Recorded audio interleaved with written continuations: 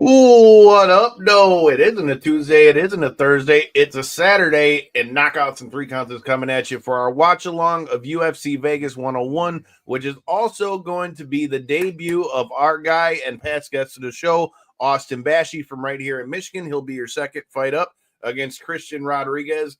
I'm looking forward to this, Corey. You got any thoughts on Austin's debut? And we'll get into the fight that's getting ready to step into the cage right now. I mean, we talked about it on the show and stuff, but just having actually been on commentary for multiple of his fights and having seen his growth in his career and where his potential kind of has led him to at this point is just such a big thing. And to see another debut for another top Michigan prospect, man, I'm excited for what what opportunity could bring for him. Hell yeah, man. And then in this fight, we've got Puenhele Soriano, who is a guy I know that trains out of Extreme Couture with a lot of guys that we've had on the show as well, against Medic here. We're going to see how this fight goes. Anybody that's checking this out, make sure that you let us know. Let us know where you're watching from. Let us know if you got any picks. Let us know if you got any parlays that we should be throwing out for these fights as these guys make their way to the cage. I know Punahele Soriano, he be throwing them bombs. That's what I'm hoping to see in this fight. Every one of his fights, he goes in there looking to take people's heads off. So we'll see if this one looks any different.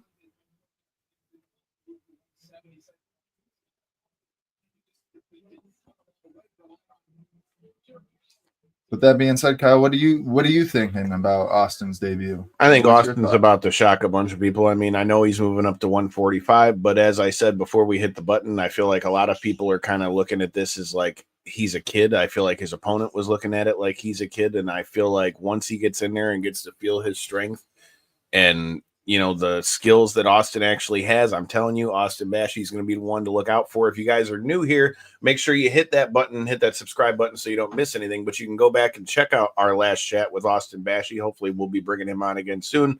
But I'm telling you, you're going to want to remember that name after this kid steps into the UFC cage. I think one thing that's definitely worth note before this fight starts about Austin's fight in particular, they had a ton of debut guys, a ton of top level debut guys tonight. I can't remember the one guy's name, Jacoby something, killer knockout earlier. Same thing. It seems like this was the night for a lot of those contender guys to make their debut. And that being said, Austin's the highest one. So also against a top level opponent in Christian Rodriguez. So I'm really curious to see. Obviously, the UFC thinks very highly of him based just on card position and, opponent. But we'll see, man. Here we go. First fight of the night. You got Joe Martinez in the cage. I immediately think of WEC when I see him, but the good old days, huh? Blue cage. Kind of like the blue mat we're getting in SmackDown these days. Also, for anybody dual screening it like myself, the Chargers are just blowing this game hard. That was just another interception from my boy Herbert. Hard to see, man. Hard to see.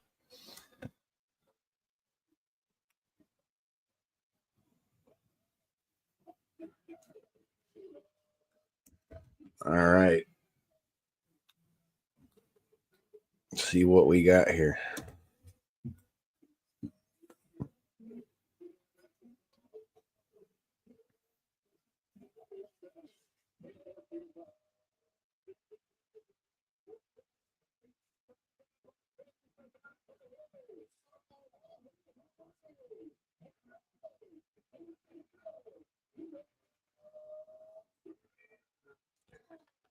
I'm telling you, man, Puenhele comes from a hell of a team. I know I hear Justin James, another past guest of the show, talk about him all the time. I also hear Kenny Cross, another past guest of the show, talking about him all the time. This dude gets in there and scraps. Anybody watching live, put your picks in the comments for all these fights.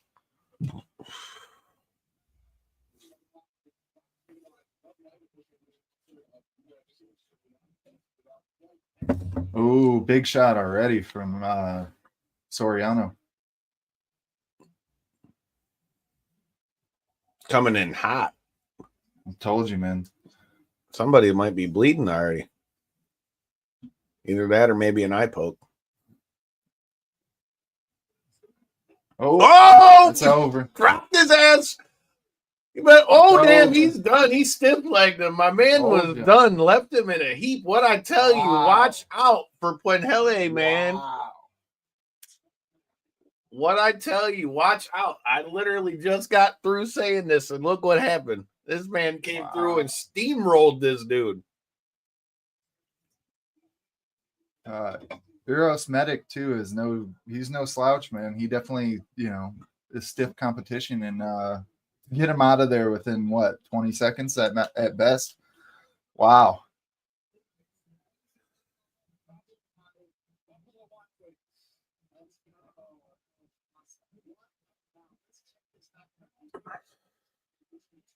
Bam. Ooh. Nasty. Overhand right just landed right on the chin, man. Instantly, lights went out. It looked like, honestly, his head hit the ground and woke him up a little bit.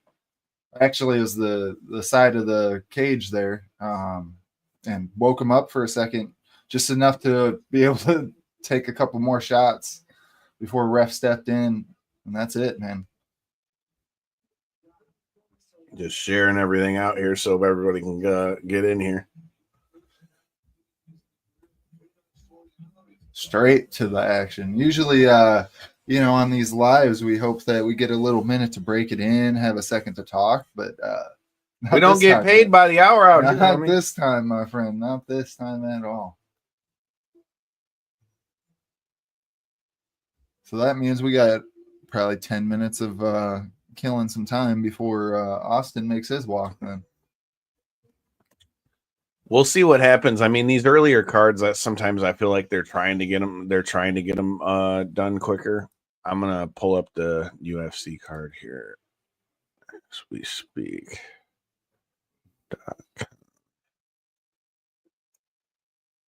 Alrighty.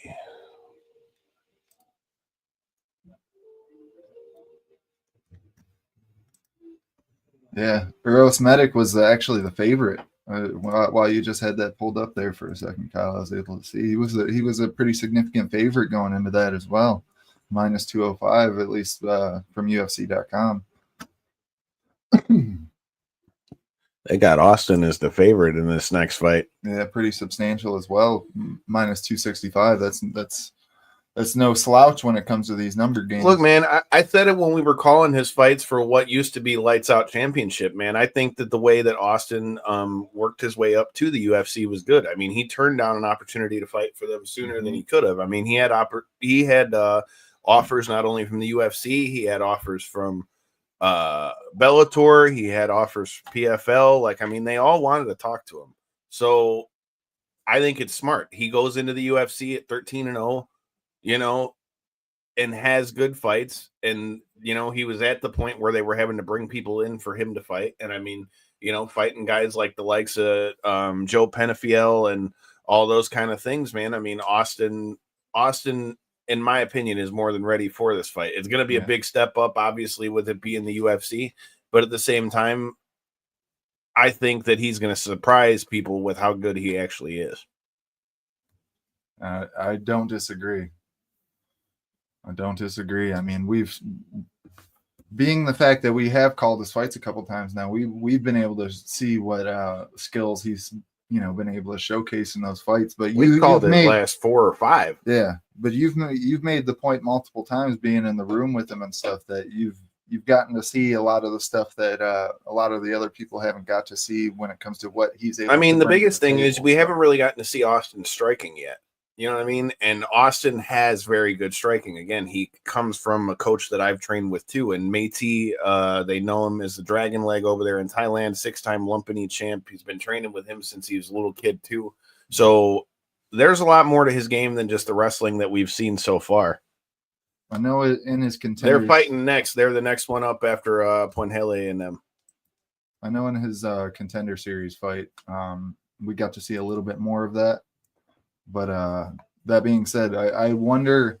I know Christian Rodriguez did a really good job of stifling the takedowns from Raul Rosa in their fight. So I'm very curious to see if Austin is trying to implement the takedown quite as much as he normally does, and B, if he does, how successful he is with those attempts. Shout out to Eric Nixick and the boys from Extreme Couture. You know, I heard he won another Coach of the Year award and all that kind of stuff, man. Well I mean, dude, he's good. I've met him a couple times when I went there to train. Boy, cool Jamal ass dude on the screen. Getting a lot of hate from the MMA fans lately, but I think if he's able to get this win over Yuri, I think all of that goes right out the window. Oh, 100%. He's got to win though, because there's a lot of people. There's a lot of people that are pissed if he loses at this point. The swimming pool's getting full of haters. That's for sure, boys. We got all the love for him coming here from Michigan. Also, him being a past guest of the show, man. But he's definitely got to get this win on that one. But like you said, if he gets the win over Yuri, it's definitely going to be the thing that shoots him right back in the title contention. But there you see it. Austin Bashi up next. Looking good, looking sharp, looking focused, man. It's going to be this one's going to be a banger. If you don't know about this kid, you're going to know. Yeah. I mean, there's a reason why he's such a substantial favorite. That's for sure. It's all just going to be how he adjusts. There's Brandon Fracassi McDaniel in the background. Do your thing, boys. Guys that I've gotten to train with quite extensively too. One thing to round out that point on Jamal Hill, and what better way to quiet the fans and really get that hot streak going than to get a victory over the guy that fought for the title last. I mean, other than stepping in to fight for the title, that's probably the best. I mean, if he wins this fight, it's going to put him right back into title contention, you know. I mean, but all the more reason he's got to win this fight, because I feel like if he doesn't win this fight, then it's going to take him at least a few more fights to be able to get back to the title. And Yuri's also in a very interesting spot in his career as well, having lost twice now to the champ. Doesn't look like Alex is necessarily going anywhere. I know he's a little bit older than, you know, Yuri and Jamal. But that being said, I mean, did you hear the stat that you say older all you want? They said that Joe Rogan said on his last fight that Alex Pereira broke the cube record at the UFC PI held by Francis Ngannou, who's a whole ass heavyweight. Like, no shit. With the skill that he's doing it with and the power that they say he has, man, you could say he's as old as you want. But I think I'm not saying he's old. Oh no, I get what you're saying. I just mean he's a guy like that. I don't think that so. Right. I mean, but at the same time, a guy like that, I don't know that really will affect him much, at least for another couple of years, because realistically, outside of Izzy, nobody's really been close enough to touching him. Yeah. His fight styles evolved quite a bit too. I mean, Khalil Roundtree was able to land some pretty significant shots against him and stuff, but other than that, it looks like for the most part, the majority of his opponents haven't been really able to land any substantial damage on him. I know the two fights with Yuri, he kind of ran through him, honestly. For those of you guys who are watching, though, the thing is, how many people does it piss off that you don't get to see the walkouts? That's what I want to know. I love seeing the walkouts. It bums me out that we don't get to see people do the walkouts. Not that they're the most elaborate thing when they're in the apex, but yeah, it still adds something to the experience. You get to, like earlier, I was rooting for the guy because of the song choice. You know, something as simple as that. Have you ever tried to watch back any of the UFCs on like UFC Fight Pass? The songs that they put in there, I'm just like, these don't even like half-ass match the guy that's walking down to the cage. Royalty-free music, yeah. You gotta love it, baby.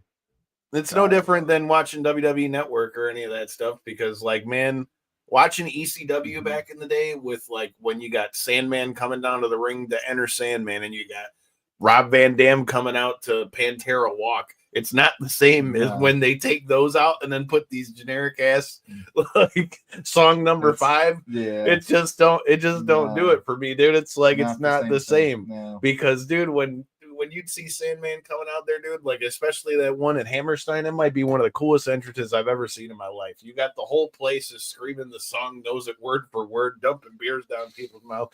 We're not going to get that in the UFC, but I'm just saying, I feel like the entrance brings something to these fights.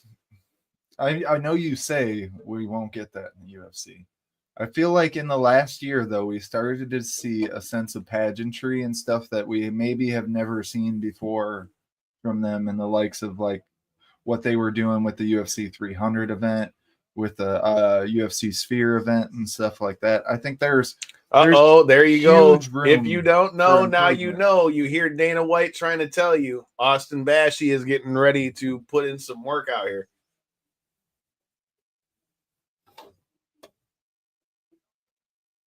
Wow. Got it. That fight was all the way back in September.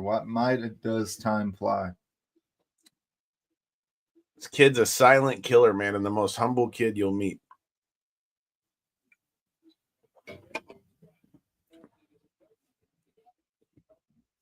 And he's got a tough opponent, man. His opponent, and Christian Rodriguez, is the one that defeated Raul Rosas. So, Yeah. I mean, 11-2 is not a slouch record. No, especially when he's been competing in the UFC for a long time. 6 UFC fights. So 11-2, that half of them were in the UFC. Yeah, that's a pretty substantial record in my book. And he's shown up in a lot of his fights. Don't get it twisted, man. I think that this fight's definitely gonna. I don't know that I expect Austin to just come out and blow through him, because I think this is obviously going to be his toughest. This is going to be his toughest test that he's had so far. But I still, either way it goes, I gotta rock with Austin on this one, man. Oh, of course. I mean, you know which way I'm lying. I'm talking about the guys in the comments. Yeah, I've been a fan of Christian Rodriguez though for years. I don't like a. Oh yeah, he's a banger, dude. Yeah, that's why, like I said, I knew this was going to be a tough fight. I definitely think it's going to be a tough fight.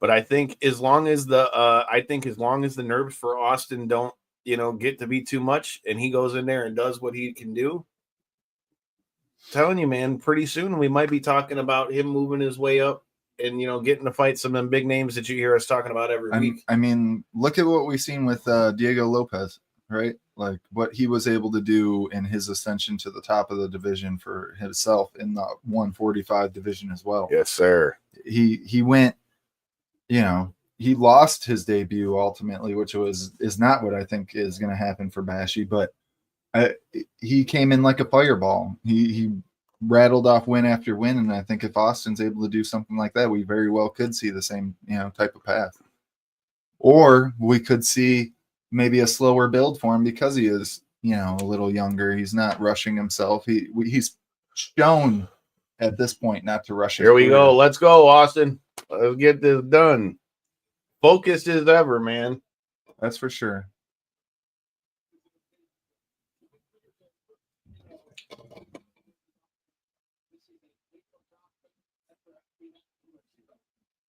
Like they say, as big of a prospect possibly as they have in the UFC right now. That's high praise. You see Brandon Fracassi McDaniel in his corner along with his brother Avon, and then Métis in the corner with him. Like I said, don't sleep on those strikes, ladies and gentlemen. Don't sleep on the strikes. He can get it done on the ground and on his feet.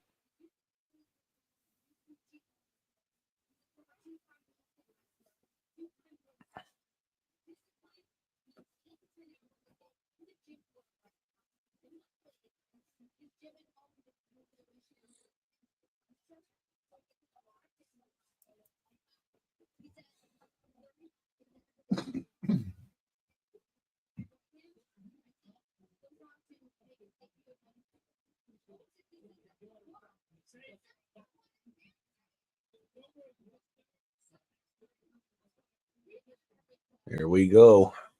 We'll see if there's any UFC jitters or anything. That's one thing I think that the UFC Contender Series kind of helps with, is that UFC jitter. Well, I mean, at least he's fought there. I mean, with it being in the saying. Apex, he's fought there. Now, if it were a bigger arena, I can see that too. But regardless, this is the first one with the real UFC on the gloves, with the with your name on the side of the trunks. That's a whole nother level. But I still stick by what I say. I see Austin Bashi winning this one. Mm-hmm.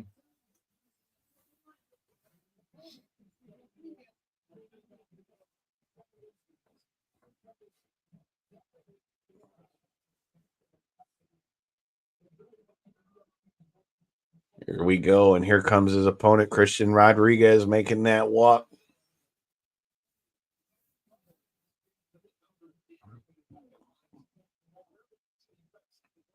They are mean mugging for sure.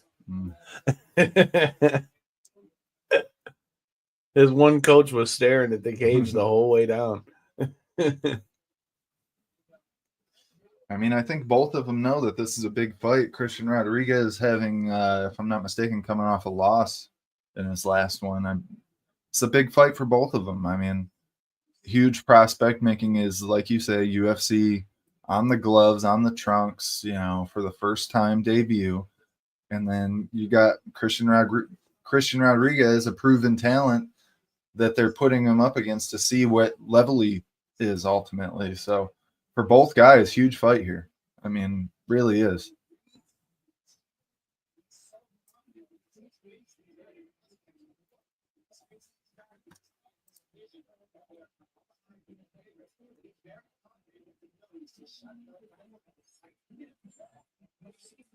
Remember back in the day, you used to have to bring your own, keep your own, bring your own grease and witch hazel and shit.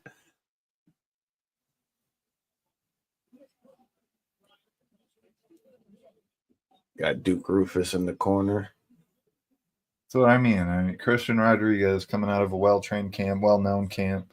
I remember when he was making a lot of his first waves, you had people like Pettis and Paul Felder and stuff really, saying this guy's the next one up. And I mean, Austin Bashi, let's see, next one up. That's what I'm saying. But 23 years old, 145 and a half.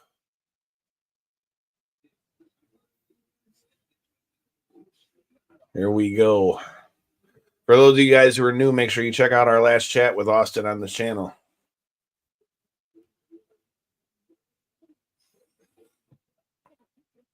If you guys are watching the fights with us, who you got in this one? Are you rolling Team Bashi or are you going with Christian Rodriguez?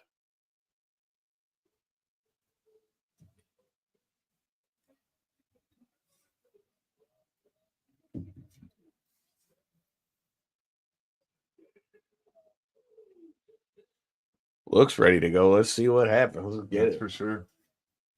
Looks in incredible shape. Focused. I'm really curious to see what type of style he brings to this fight. Is he wrestling heavy like he normally is? Because obviously it's been really successful for him up to this point. Does he try to implement something new? Here we go, Chris Taglioni.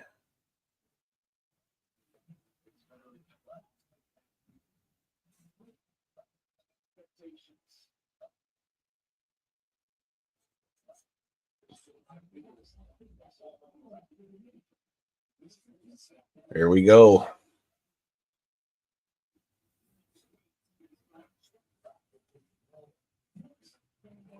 Austin looks. Oh, big knee. In on the legs. See if Christian can out wrestle him. Austin's got his hands locked. Oh, still ends up on top though.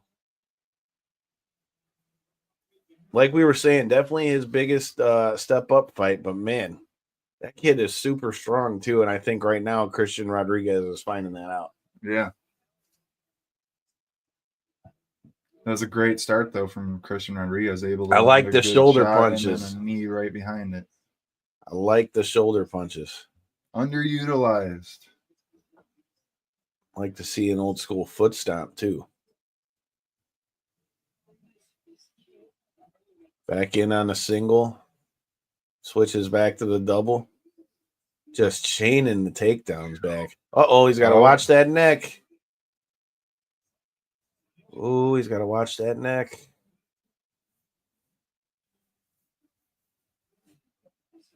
Wow. Could be in trouble. Oh, that's nasty. He's able Way to go getting out of there. Oof. Trying to pop his head like a champagne cork. Oh, that knee was something nasty. Nice leg kick.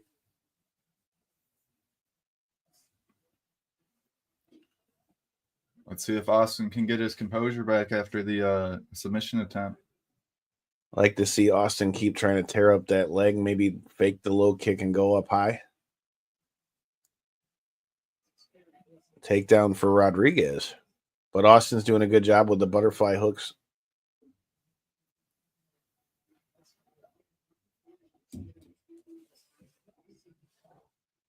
Even for being so young, man, he's been grappling so long. He's as high level as you're going to get. Mm-hmm. Don't forget they changed those rules now on when you can throw knees, too. They're no longer a grounded opponent in a lot of the positions that were formerly considered. In that one, he would have been, though, because he was still on both knees. Yeah. There you go. Hop and take the back right quick. Jump on him like a backpack. Let's go. Doing a good job of trying to get his figure 4 in to have a better lock on him. Hopefully he's able to, there he goes. Able to center himself a little bit better. It looked like he was falling off to the one side.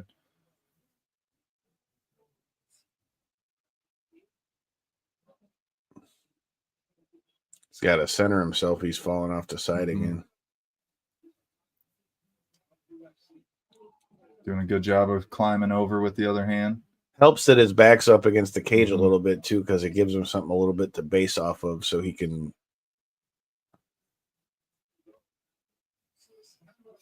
As an athlete who's competed and trained for years, Kyle, what's harder in this position, being the guy holding on to their back? They both equally suck because he's having to carry his weight, but Austin's legs are going to get tired holding on to him all this time, too. Yeah. That's what I was worried about. But, I mean, I feel like it's still a little worse on Rodriguez because not only is he having to carry his weight, he's got to protect his neck, too. Yeah. Always got to protect your neck, as they say. All right, here they go. They separate again.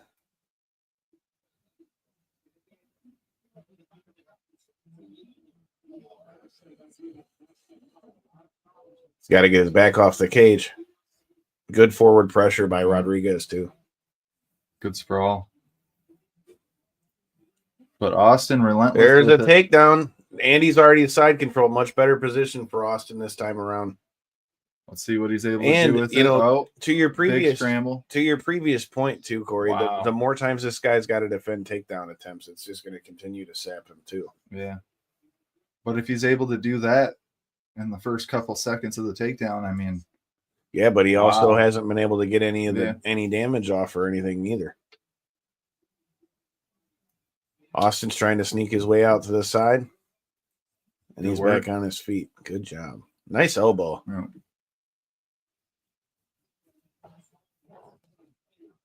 Like the head pressure we're seeing from Austin, too, man. That's something that's nasty when somebody's got you pinned up against the wall and just got their head jammed up into your chin. Ooh, nice overhand. We need to see a little bit more out of the Austin, though, if he wants to take this first round. Oh. I mean, I would still say that first round was really close, dude, because, like, I mean, that Austin had it was big in my. If I agree, but Austin also had his back for a good little bit, and I mean, Austin got the takedowns. I mean, that one's going to be a close round. I could see that one going either way, but I do think the constant takedown attempts, the constant, like, on his head like he was, I think that that's definitely going to make Rodriguez think about a few things in round 2. Yeah, for sure. Anybody who's watching, if you guys are watching the fights, let us know what you think in the comments so far. What do you think of round 1? We've seen what Austin's been able to do with his maintained cardio and stuff like that. So I'm wondering if Rodriguez will be able to keep up the sprawls and maintain the reversals and stuff like that. Here come the second and third rounds. If we make it to the third round, that is. All right, here we go. Round 2. Let's get it. He said this fight's got him shaking. Hey-oh, nice body kick. I'd like to see Austin get a little more busy with his hands and his kicks. I think that'll open up the grappling for him. Anybody who's watching it, let us know what you think in the comments. Got to put some hands in front of that. And on the single leg, though. What's he able to do with it? Into the double. Back to the single. There he goes.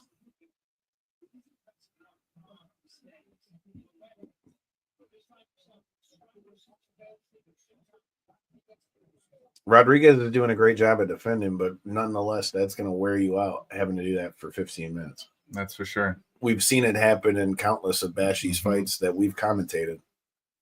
That's to my point earlier. We've seen what he's been able to do with the takedown, the wrestling cardio in his fights, and it really does wear on people because typically you see this level of wrestling, this level of determination to get the takedowns and stuff. You immediately think somebody's just going to be gassed, and that's not the case from Austin. We've seen it on multiple occasions. He's able to keep that pace going, at least, relatively similar all the way through. He's got the back again. This time he's got both hooks. Again, having to carry your opponent's weight like that, man. You guys are new here. Make sure you hit that like button. Make sure you hit the follow button, share button, subscribe button, wherever you're watching it. If you're watching on YouTube, make sure you hit that notifications button so you see when we go live.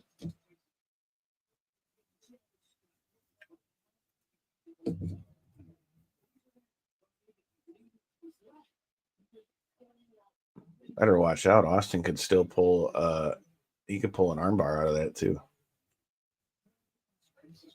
Oh. See, but at least in this case, oh, nice elbow. The having his back like that's been the most dominant thing of the round. Now let's see what happens with the second half of the round because he had like 2 minutes of control. Nice jab from Christian Rodriguez, though. In deep with the shot again.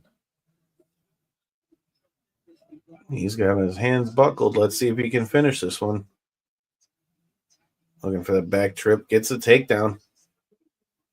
You can see like I was saying earlier, the level of defense just doesn't seem to be there quite to the same level it was there in the first round from Rodriguez. Like I say, I mean, having to wrestle defensively, even if you're not the one taking the guy down, dude, it wears you out. And you're wearing this guy's weight. I mean, we've seen it in how many fights? I mean, even if you're just a casual fan, I mean, passes the side control. This is good for Bashi. Let's go. See if he looks to drive that knee across or wait for Rodriguez to kind of bump into him. Yeah. I'd like to see him maybe try to land some damage in this position somehow. Well, he was just dropping shoulder punches on him. Let me tell you, they might not be the most heavy of shots, but they are not fun when you're on your back.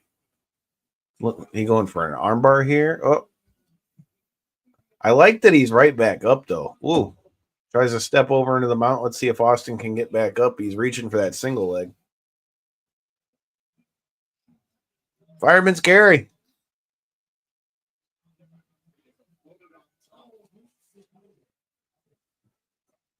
One minute left here in the round. Let's see how this second round plays out. Put some hands in front of those kicks, Austin. Nice left hook. Nice shots. I'd say this is more of an Austin round, though. Yeah, with all the control, the successful takedowns, I feel like this one actually does lean towards Austin. That first one I could see going the other way, but I think just from my watching, I think Austin is winning this round. Yeah, I've got it 1-1 if it stays this way for the last 30 seconds. And it's going to be interesting going into round 3 because I got to imagine Rodriguez's gas tank has got to be starting to go, having to do all this defensive wrestling.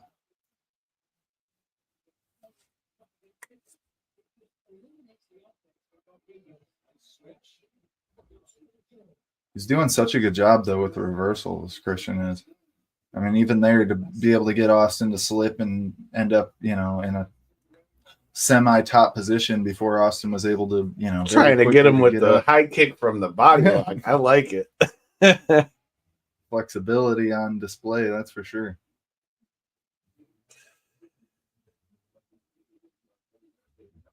They got Amazon trying to sell people their meds now. Good Lord. Oh, how's that feel as a post office worker? I mean, I don't see what goes in your bag. If you put something in there that's not supposed to be in there, then what happens, happens. Houston just scored another touchdown. That's game over, boys. Houston making it into the divisional round. Any of you guys who are watching, how are you guys feeling on these playoffs? I'd hope it's Let's Go Lions in here, but if you guys are supporting another team here in this playoff race, let us know who it is in the comments.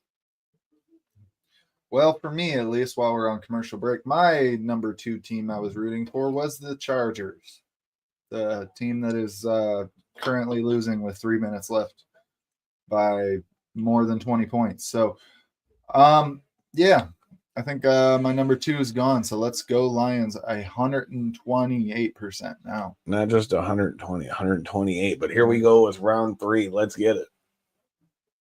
Ooh, push kick to the face.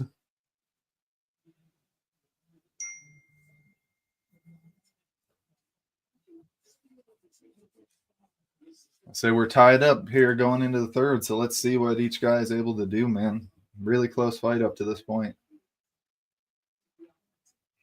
Like I said, going into this fight, I feel like Christian Rodriguez was a huge test for our guy Austin Bashi, and so far he's lived up to it. But it's been a battle, that's for sure.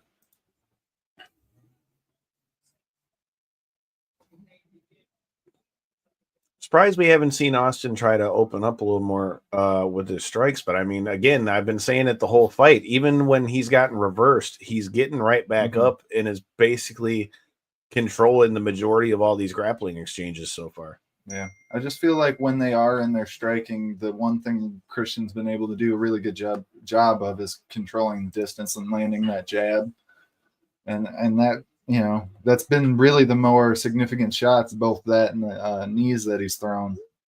Where Austin, of course, has been done really well with his control up to this point, but I don't. If I'm in his corner, I'm yelling at him not to be chasing for the arm right now. I'm worried about getting up. That's for sure. You can use the Kimura to sweep.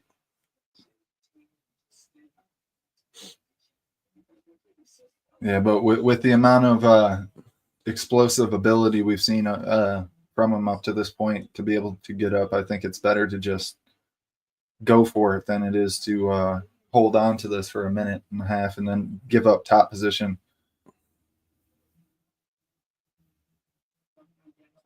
Those are to the back, though.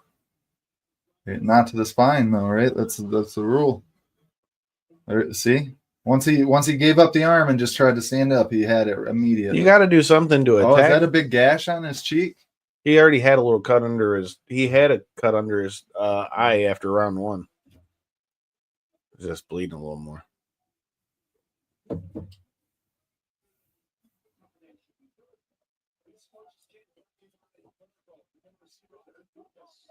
$230 to decide it.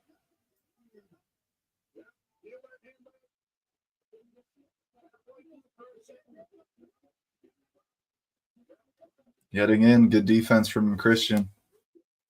Ooh, wait, Austin's got to throw some. Yeah, man, he's got to get busy. Feel like this third round's not leaning in his favor to this point. Ooh, he got creative with those and just missed. Oh, another big knee.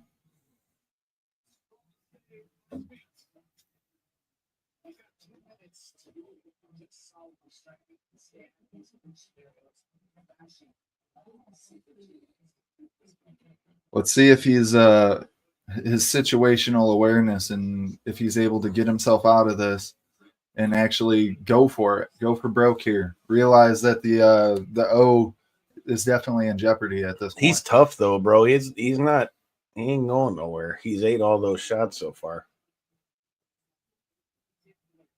You just need Austin he's got to go for it though.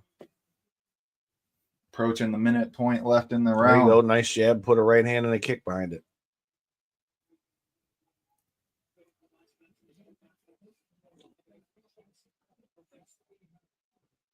Got to get something big in here, Austin.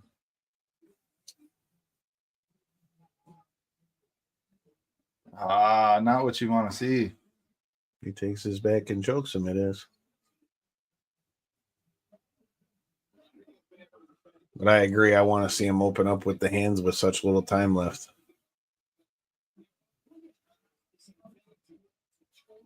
Man, the takedown defenses really served Christian wonders in this fight.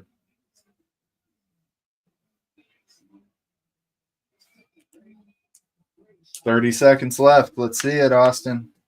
You can't wait for him. You got to lead the dance." Whoa, big knee.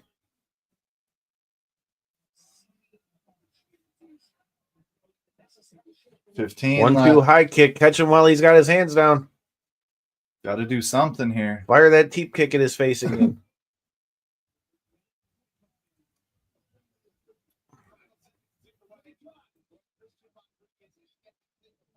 Man, it's going to be a close fight, man. It is, but they're saying they think Bashi lost. Yeah.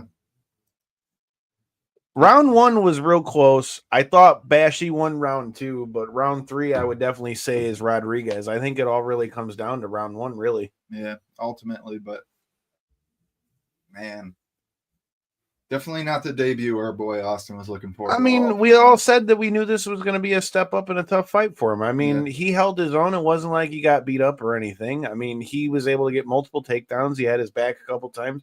I mean, he was in some dangerous spots. But again, this is his first fight in the UFC. I think now that he's gone in there, knows he can fight 15 minutes in the UFC. I think he's going to be back and good. Once we see how this decision plays out and stuff, I guess I'll have a little bit more to say about it. But at this current point, I wonder if he's wondering if he used his striking a little bit more in the regional scene just to be 100%, 100%. You know what I'm saying? 100%. Where I feel like when he threw that spinning back fist high kick right there at the end and there in the third round with like 2 minutes left, you've seen the speed, the quickness, the the power that was behind it and stuff. But I think all that stuff is, you got to get fight ready with it, and Here we go. We'll see what these judges think.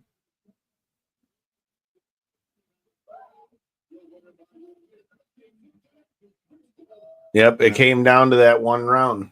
Like I said, I thought it would be one round apiece. I think it came down to who they scored round 1 for, in my opinion. Yeah, and like I said, with the really, if he wouldn't have landed that big punch to the knee to open the round, you really could have said that would have been an Austin round with the control and the takedowns and stuff like that. But I mean, that big shot to open it really, at least left a lot of impression in my eyes.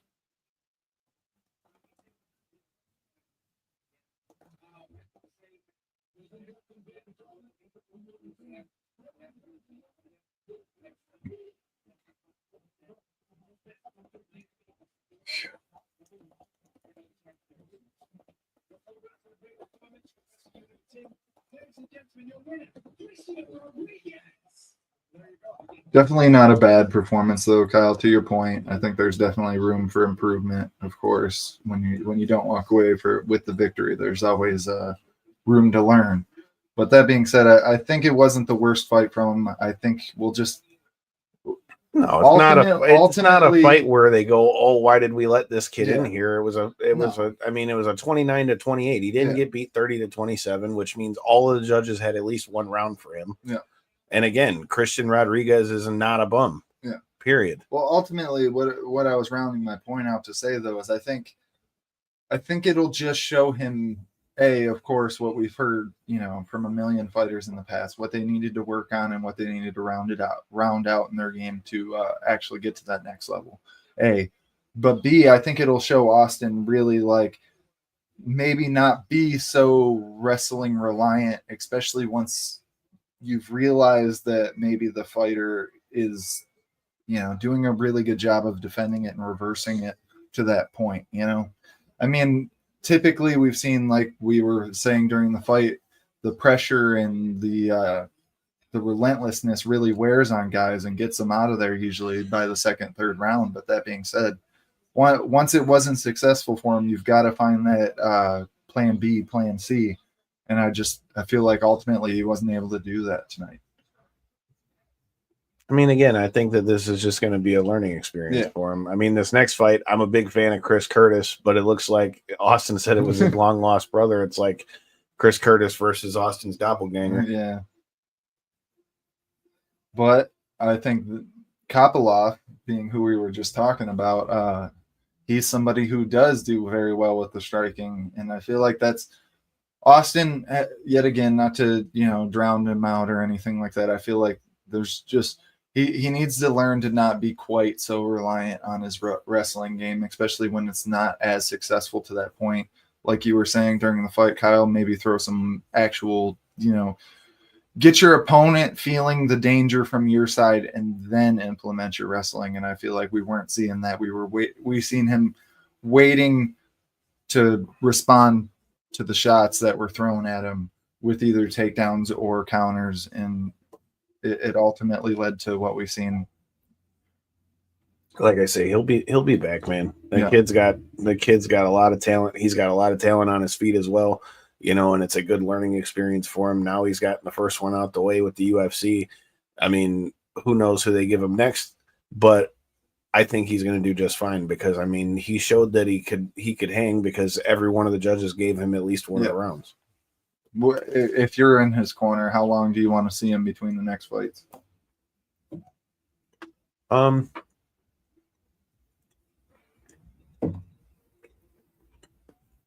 Depends on how banged up he feels. I mean, somewhere between 4 and 6 months. Yep. 100%. I think it's just how comfortable he is and when he's ready to come back and when he, when he feels ready, that's really the answer. Only one who's really going to know that's going to be Austin. But I think, I mean, one loss doesn't change what I've been saying for years with this kid, in that I think he's going to make some noise in the UFC. I mean, look at somebody like Islam, right? Islam Makhachev, current champ, one loss on his record, came in the UFC. I mean, sometimes ultimately when you don't have that level of experience and you try to make it in the biggest division, sometimes you have them, learning curves. And I feel like that's what we've seen in this fight. I feel like there's plenty of room for him to step it up in his next one. And we've seen his skills, be there for the improvement to be showcased. So I think there's plenty of room for him to grow.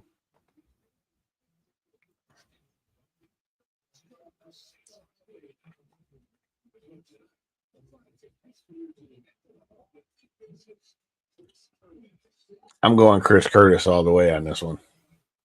I feel like Kopilov's dangerous, man. I understand that. He's super dangerous. That being said, Chris Curtis is one of them guys. He lands one shot and all of a sudden the fight's completely changed trajectories. The guy's laying on their ass and it's about over. So who am I more of a fan of? I would say Chris Curtis all day, but Kopilov's really showcased himself to not just be one of the guys. He's very entertaining. He's still pretty young, if I'm not mistaken. So this is one of those fights where if you're the UFC, I think they're wanting Kopylov to win it. But that being said, Chris Curtis is that guy that always throws a wrench in it. So we'll see what happens in this one. Shout out to Bruce in the comments. He said it's going to depend on how Chris Curtis comes back from the injury. This is true. Yeah. Injuries will do that to anybody. What do you have happen again, Bruce? If you don't, if you remember, wasn't it like a shoulder injury or something? I'm not sure. I don't remember what he was hurt with.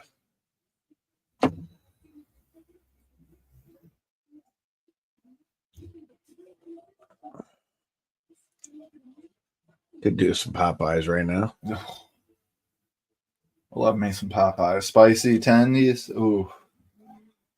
With the In black other words, and Cory ranch. just let it slip that he's a chicken tender slut. Oh. Little tendies. I mean, I'll take some bone in too. I ain't no, crazy. Yeah, he said he thinks it was his shoulder. Yeah, that's what I thought. I knew it was a long layoff as well. I mean, those type of injuries, man, they take forever to heal up. And even when they do, I mean, I don't know, not directly speaking to you, I guess, but speaking to the audience in general, I don't know how many of you guys have like followed the TJ Dillashaw story and stuff, but my man still can't lift his shoulder like even level with his head. So, well, dude, I mean, you're hurting your shoulder kills. I mean, I fractured my tuberosity and tore my labrum. Man, and I couldn't pick my arm up over my head. It healed on its own. I didn't have to get surgery, but it sounded like if you're breaking the bones in there, dude, it sounded like cracking your knuckle just extremely loud. Not something I want to deal with. I know I already have not the greatest shoulders in the world, but that being said, man, not a fun game, man. Injuries are never fun, and like you say, when you're fighting at a professional level and stuff, man, you never know, what those lingering injuries between how injuries they'll impact and their timeout, game though, and dude. stuff. I don't really know how much I think we're gonna see from. Oh, he said it was his hamstring. Oh, okay. Well, thank you for the research there, Bruce. Appreciate it, brother. That being said, hamstring as well, man. I know I just broke down all the shoulder stuff, but hamstring's no joke. That's that's your power muscle of your leg. That's where you get all of your push force and everything like that, man. That's no joke. So let's look at what we got left on this card.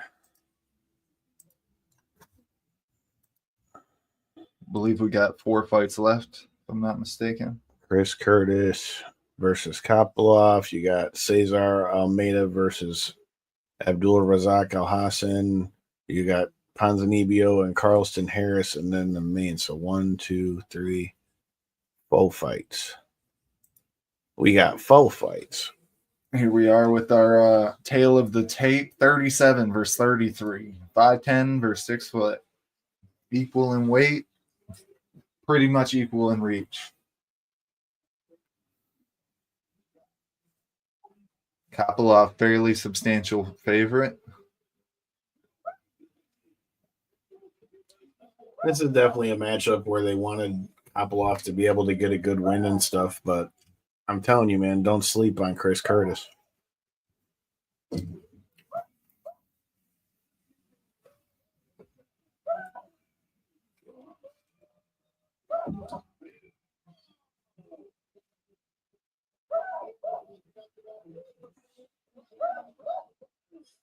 It looks like he's still coming in great shape for coming in off a layoff too.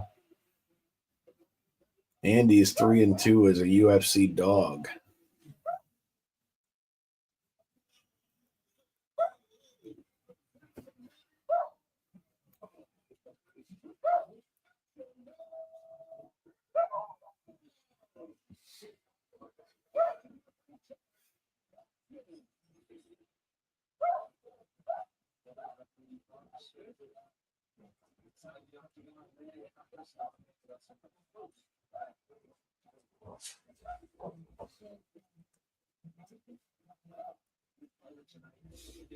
Wonder if it's all in the hair with Kopilov. Maybe the hair's where he gets his power from. Love the old school boxing style of Chris Curtis, man. Just put some hands on somebody. In there tight, shoulders, high guard.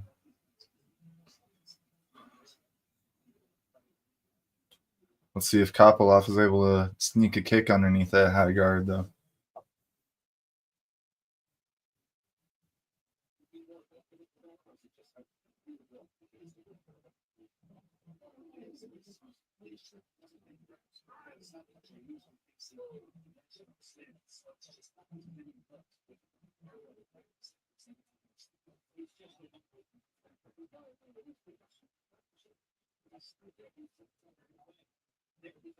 I like the jab from Curtis. So far, he hasn't let Kopilov really be able to get off yet.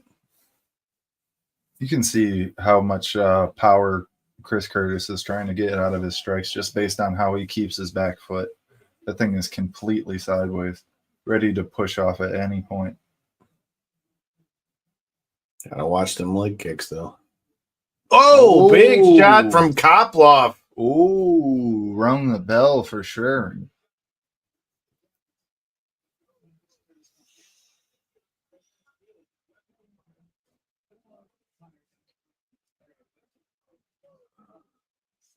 Ooh.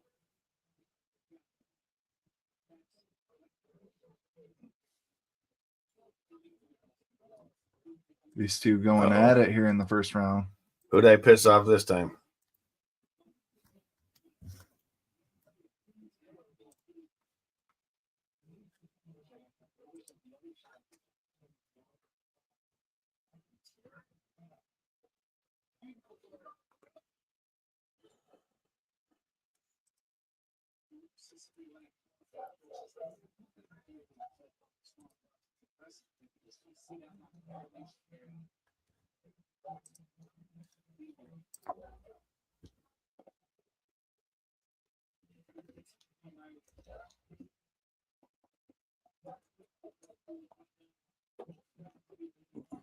Oh, big shot again from Koploff.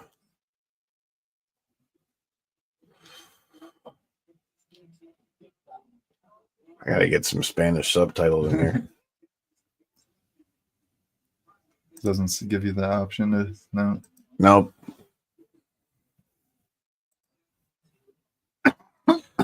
I'm no good with Spanish. I know the bare minimum, my man. Sorry, my friend. Appreciate you checking us out. If you enjoy what you see, hit that subscribe button. Know if you're an MMA fan, because I know all our videos get put into. They get the subtitles after the fact. It's amazing. Some computer has to listen to my dumb voice and translate it into Spanish. I love to hear that. That's cool.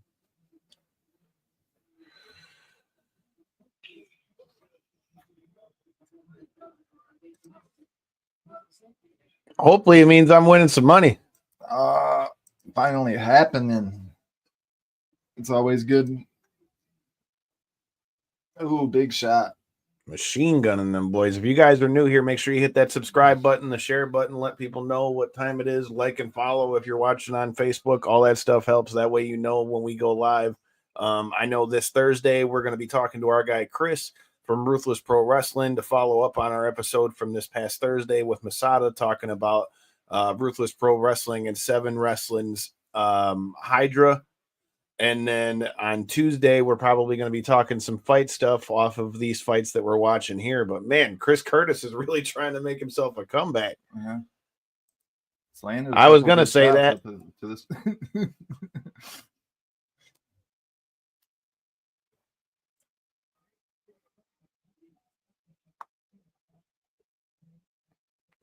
Chris Curtis is hunting him down, though, man.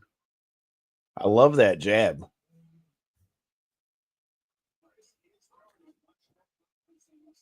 Ooh, and the hook with it. Yeah. I like Koploff's got to get a little bit better range because he's got longer arms than Chris Curtis. The more he stays in the pocket like that, he's making it easier for a guy like Curtis to be able to land shots.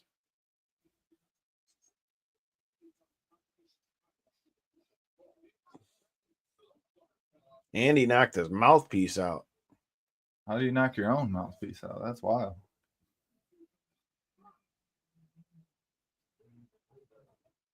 I don't know, man. I think Curtis stole that round. He was definitely landing the more crisp shot there at the end. Was applying the pressure. It looked like Koploff was backing out, trying to reassess himself. You obviously seen the mouthpiece fall out on the big deep breath. J-Bone, who won round one? What's good? That being said, man, that one was a real Bruce, who won round one? I feel like Koploff still did the majority of the striking and damage throughout the first. So if I'm a judge, I'm leaning his direction. But that being said, man, it could go either way here going into the second. Looked like the momentum was definitely being stolen by Chris Curtis.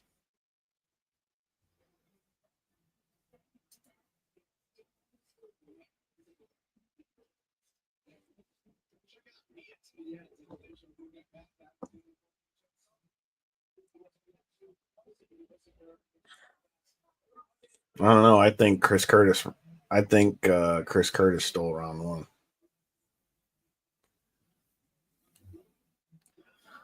Well, you say that as a licensed judge, Kyle. So your opinion means a hell of a lot more than mine. That's for sure. Oh, Jesus Christ. Oh, that popped his head back. Bink. Dotting his nose real quick. Bink. Oh, like I said, he definitely stole the momentum for sure. No doubt. He said, remember, judges only remember the last minute. clear example, you know. I mean, look, bro, it's like they say in wrestling, all they remember is the finish. So all I can tell you this much, being a judge, you look at it. I was gonna say, look at his face. Damage means something, and my man's is leaking. He probably broke his nose with all them shots with the jab. Looks like either a split in the eyebrow or maybe an orbital or something. Man, lighten him up.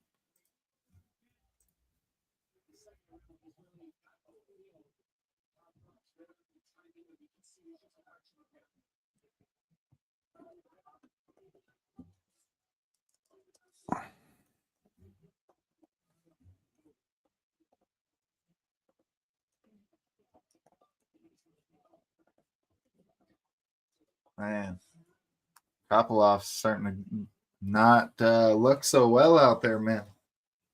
Shots look like they're really adding up on him. Chris Curtis really looking like maybe he took that time to evolve his game a little bit. Anthony Fleming texted me about the Austin fight. And then a shot to the nuts. And then there was a break in the action.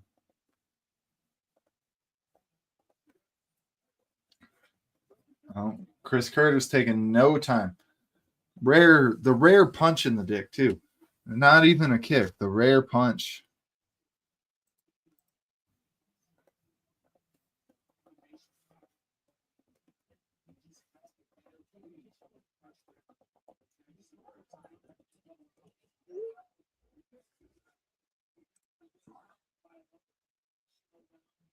Curtis just looking like he has more sting on his shots here through this point in the second round. You ah, damn, here you go. It's like I'm back at work today. What up, though? I wish I was in the building at the Apex. That's something I'm putting into, like, manifesting into the thing. You need to tell Dana White you want knockouts and 3 counts to go cover the UFC. I'll take my ass to Vegas. I'll be needing a drama all day. I'll be whoever you need me to be. I'll do it.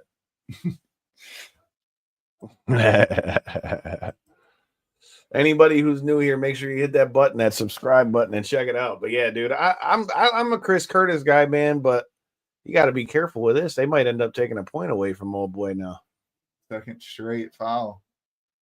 Ooh, that was right to the eye, too. Hit him with the Ric Flair. The old poke to the eye. Cow. Man, he is leaking, though.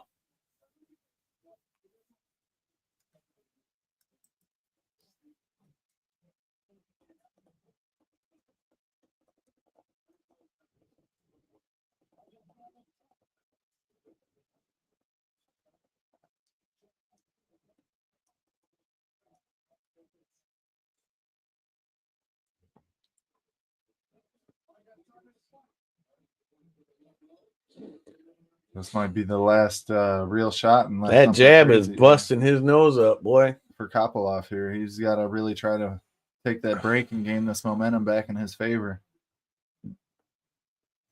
I think that jab did the majority of that damage to his nose, dude. Looks like the nose and the eyebrow both are split. Oh, big shot, though.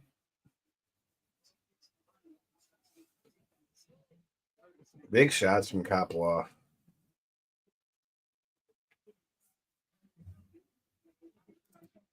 It could. You can't fight if you can't see. Oh, that's unless you're Frank Dukes. Bisping. It could be Michael Bisping fighting one. Yeah, but that's not worse than getting powder thrown in your eye and then knocking the guy the fuck out all off with sound. I don't know. being permanently blinded in one eye and then still competing at a championship level might. But wouldn't worse. you have? But eventually, you would kind of get used to only having that, though. Much less getting powder in both eyes, then you can't see shit.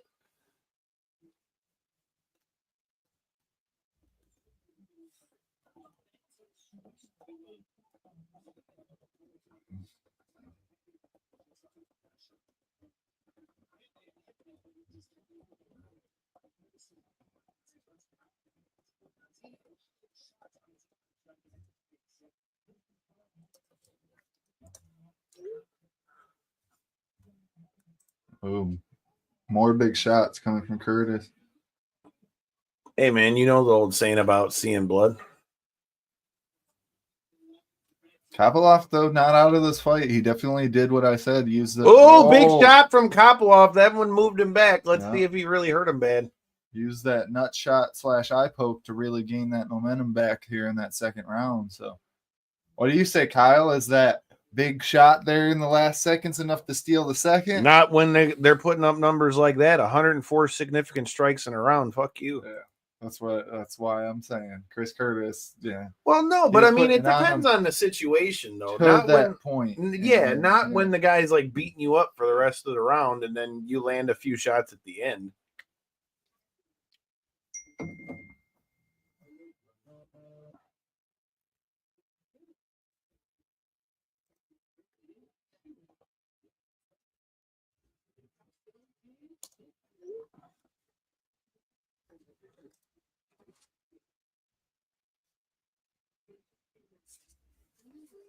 Take a couple factor meals real quick. I'm hungry. I've thought about doing those mail-in order meals and stuff. We got that. My lady's prime athlete, greatest cook in the world, so I'm kind of limited on what my consumption is sometimes, and some of them meals look like the prime athlete meals. You can get those right up here. They got one in Taylor. There's one in Dearborn. I haven't tried them, but. So I'm curious. I'm not the biggest fan of microwaving my food, and that's kind of what's kept me from going that route.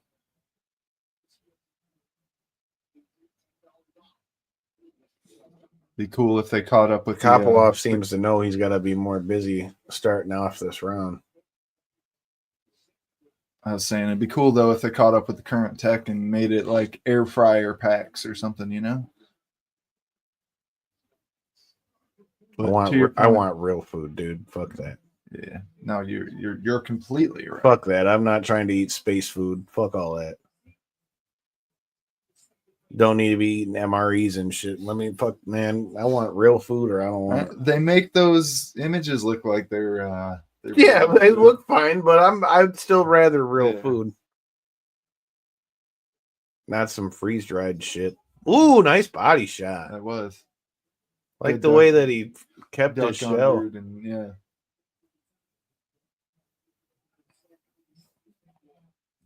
This third round could be huge. Another 1-1 fight, in my opinion. And with Kopylov looking like he was the one now stealing the momentum back in his favor going into the third. We shall see. Still got 3:30 left, though. Yeah.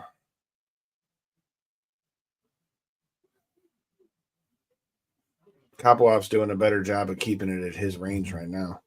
I feel like it's fairly even up to this point. I'm just saying with the momentum, how it was ending the second round. Oh, that's a big shot. Stung him.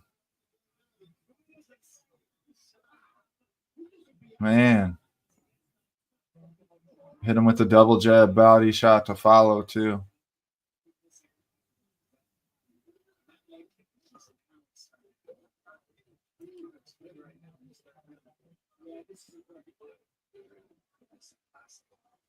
This fight of the night so far. Chris Curtis trying to work his way back in. Let me get this $50K bonus, Dana. Let me get this $50K bonus. I mean, to your point, Kyle, I don't see anything so far that's been competing with this, the back-to-back, back and forthness of this fight. No.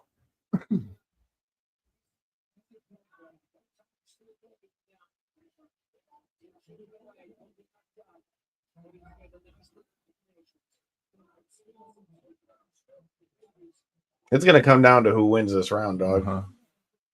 Well, there's that. Ooh, nice uppercut. I like it. I love the crisp boxing of Chris Curtis, though. Yeah. Reaching the 2-minute left point. Oh, all of the whole fight here on the riding on this last minute 30. Oh, that could be heavy. That might have just won him the fight. Big Depending takedown. on how long you can keep him on the ground. Especially, I feel like this round was It's already a lot leaning of in his punches. favor.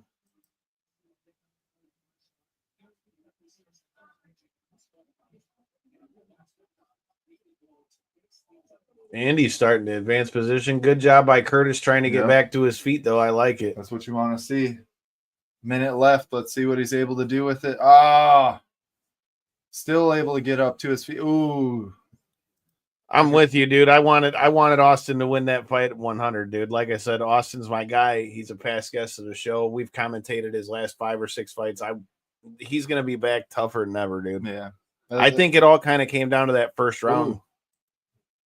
Both guys. Curtis looking like he's getting lit up here. That being said, like we had mentioned before for Austin, I mean, that fight was so... You can't have a hat in different colors, bro? Does the sticker of New Era still on the front of it confirm it for you? Why are you mad for, bro? Do you want me to lift the inside up? I mean... You said you got it at the gas station. No. Good try, though. No, as somebody who's been collecting hats for years, I make sure to get them at least at authentic, retailers. But I appreciate the compliment. There we go, though. They're throwing down, though, in the middle. Chris Curtis is throwing them things. Oh! Yo! Head kick. Yo! To end Get the fight. the fuck out of here. Yo! Damn. Man. And look at his face. All that damage he did in one head kick. And then the delayed reaction of this shit, too. Wow, damn. Chris Curtis pissed. They're Fuck, man. There was only 2 seconds left, bro. Wow. Damn, now Bruce is getting at you, too. He said he put a Lions patch on a Patriots hat. Hey. I've got like 200 hats at this point. I'm literally collecting for odd colors at this point. I've got every color Lions hat that there is, pretty much. So today, your boy was wearing red. Oh, so guess what? Andy had his hand up. Red, Andy had his hand up, though. Yeah, but you know as well as I do, man, that momentum will transfer through.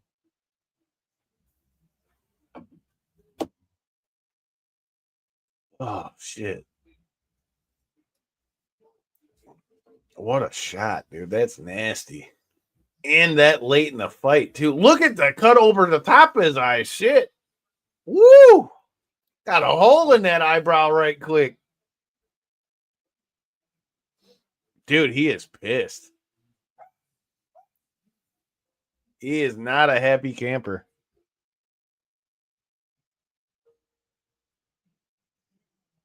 Let's get it. All right, yeah, that's what I like. I'm with that. Let's Lions all the way. Let's go Lions. Yeah. God damn it! And we're supposed to get Montgomery back this week. Or for next week. Let's get it.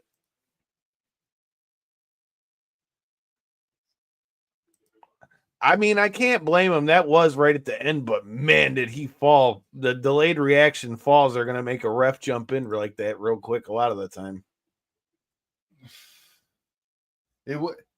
The way it played out, though, you could tell Curtis wasn't quite out of it. If Kopylov didn't step back, if he had tried to follow up and land some more shots, I don't think that fight would have been called off. I think we've seen that with Mark Smith in the past, where guys have kind of tried to do that walk-off thing, and Mark Smith is a little quick to step in. He almost I think that one was the delayed reaction, though, because he got hit in the way he just fell straight to his face like that. Yeah. Oh, it wasn't a good look, but you definitely seen him also pop right up, and we've seen, I think the Damn, Earl Senko got hit in the Medic. mouth with it. Oh man. I think that one we seen with Medic and Penele Soriano earlier was worse than that. And that one wasn't waved off until a couple, follow-up shots. And I think, Man, he is upset. yeah,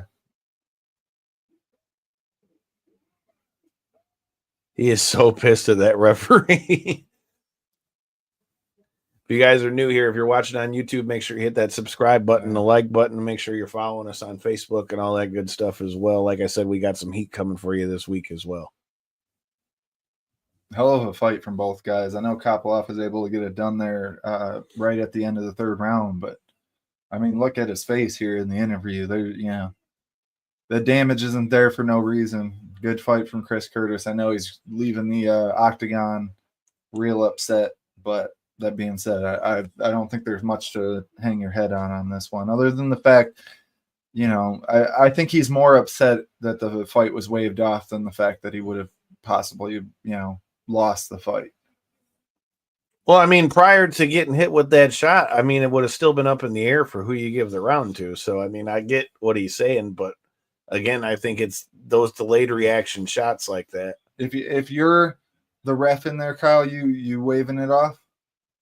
I mean, I might have gave him a second to see what was going on, but I mean, the way he fell, I could definitely see where somebody. I could definitely see it. Out. I mean, that's their job, right? Is to protect the fighters, and ultimately, if they're in a position, but I mean, with it only where they can't protect themselves, but with it only being a few seconds left, though, I think I would have erred on the side of letting them be able to keep going. But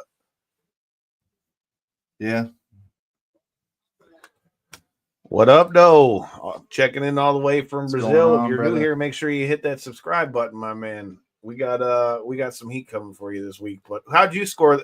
Well, doesn't matter how you scored. Do you think if we wouldn't have got the knockout, do you think Chris Curtis could have got that dub? I think whoever that Russian was in Kopilov's corner had the most alien head I think I've ever seen. But the most alien head. That being said, man, that fight was great. Like we were saying during the fight, I definitely think that one leads to fight of the night unless we see something crazy here in these last three.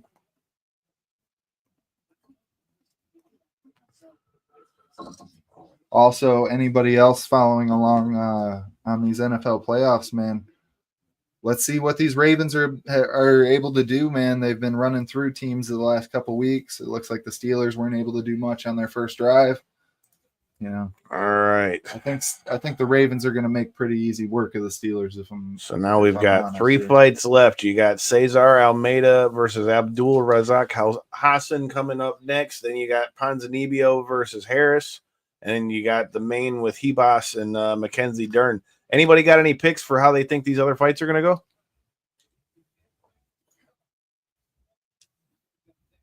Well, do you got any picks on that? Are you rolling with Hebas or are you running with Mackenzie Dern? Who you got? Who do you got in the main event, Kyle? What's your thoughts on like I told you when we were talking about doing this, so far, I mean, that last fight was fight of the night that we just had with Chris Curtis and Kopilov, I feel like. And then, one of our past guests, Austin Bashi, made his debut earlier today. You had Soriano looked real good with a nasty knockout too. But the last couple of fights are going to be good too, though. I mean, you got Hassan Abdul Razak Hassan, then you've got in the main event you've got Hebas versus Mackenzie Dern. Yeah, but I think Mackenzie Dern can get this one done because I feel like, again, I'm a big thing with momentum. What's your big thing about Mackenzie? I'm saying I'm a big person on momentum with fights. She's coming in off a dub. Oh, she's got 2 dubs walking around off that back. But that being said, I mean, Mackenzie she's shown such a weird. He agrees with me. She's shown such a weird progression in her fight career. She's went from somebody who looked like she. How about that big ass dog she had at the at the media day? I missed it. I did not see that, but giant ass dog. She's went from being like somebody who looked like she's really rising to be somebody that could fight for the title to then really taking a bit of a downslide in her career, not leaving her coach in Perillo, looking like she wasn't quite as focused in a couple fights and not having the same output, and just it looked like her skills had almost digressed a little bit. That being said, to your point now, coming in off the 2 victories back to back, we've if you don't know now, you know apparently. We've seen a different version of Mackenzie as of late, and I really wonder if that growth continues. She's back with Perillo. I wonder if her strikings continue to evolve. We always know that her grappling's super dangerous. But that being said, Amanda Ribas already has a victory over her.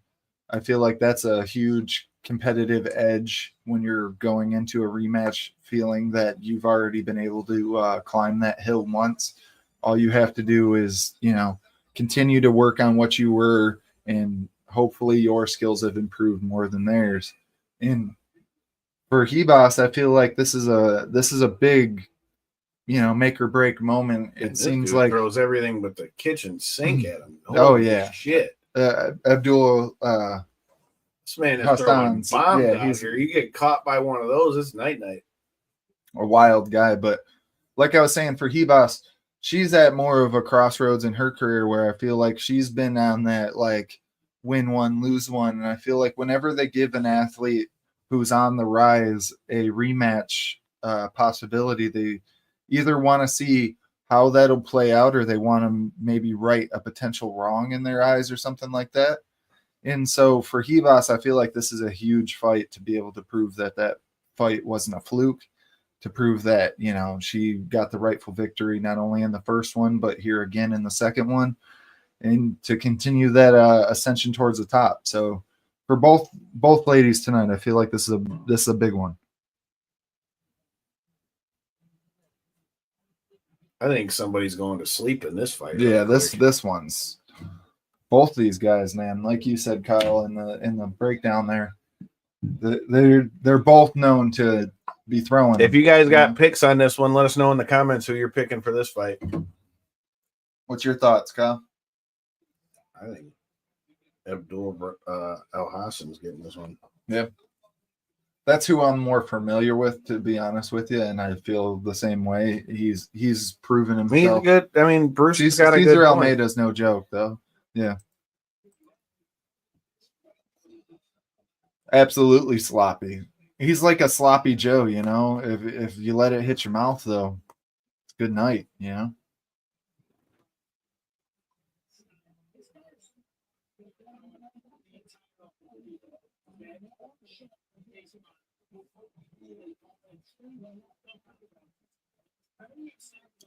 Like Bisbing just said, one of those big looping shots hits your chin, hits your temple, man.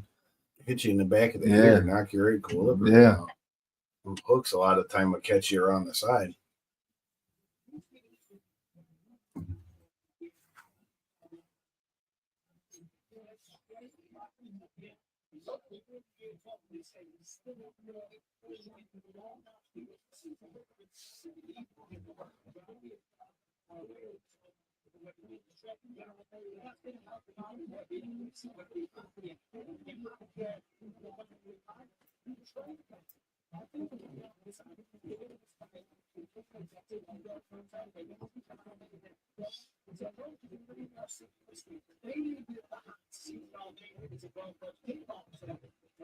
Looks like a tank too.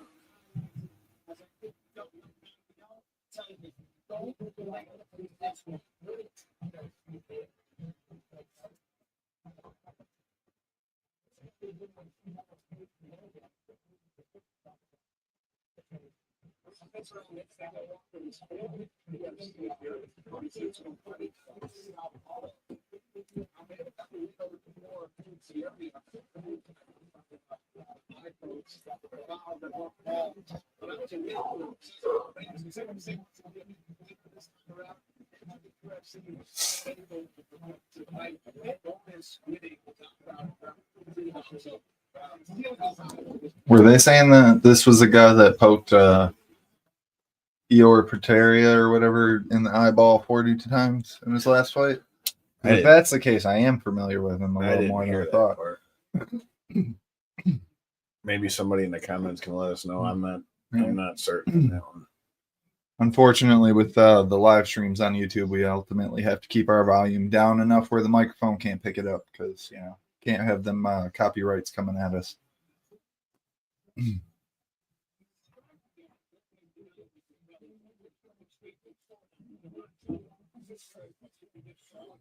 That being said, anybody who's watching this, who you guys got in the comments?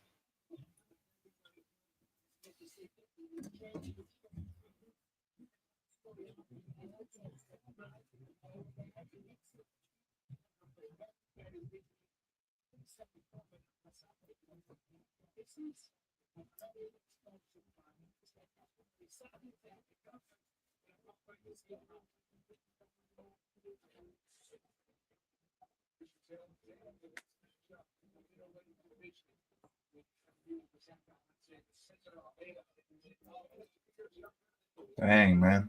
Black don't crack. Abdul Razak Hassan is 39 years old. I would have never guessed that by him walking out. Never. I would have never guessed that.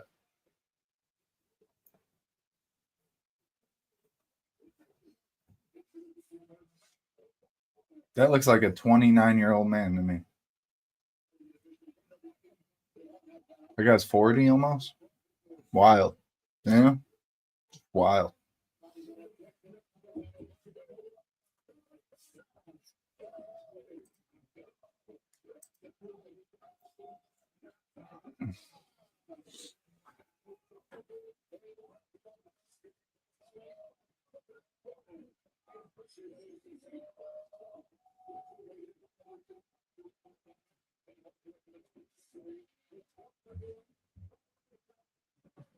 I mean, Kopilov's a hard guy to get through, and then the Pateria, yeah. So it was. He is the guy that hit him with like 3 nut shots and 4 eye pokes, and didn't get much of a warning or anything for it. So let's see if he implements that same game plan in this fight.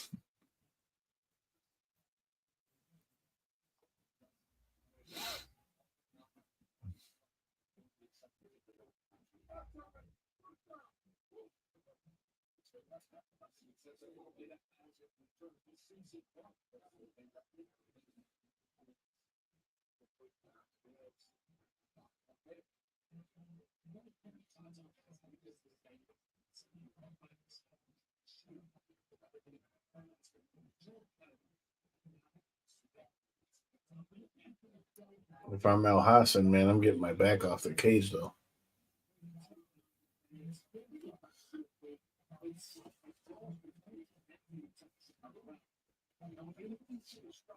Almeida with such a size advantage. I mean, Hassan's thick big as can shot be, off but, rip, though. Yeah.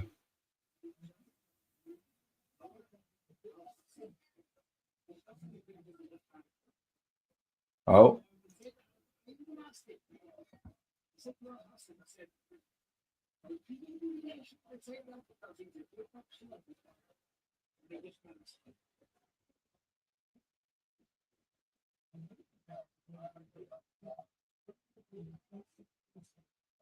Okay. Almeida's got to be careful being in that close with that guy.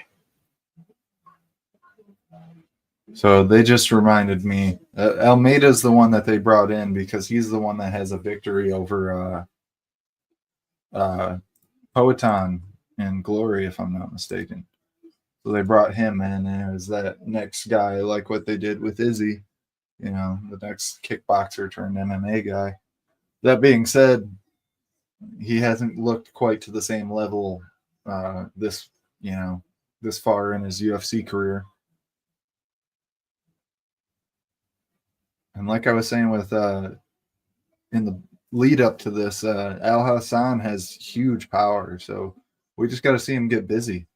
Looks like you said, Kyle, he's allowing himself to be controlled against the fence a little too much. Not quite leading the dance enough. A good shot there, though, of course, right when I start saying it.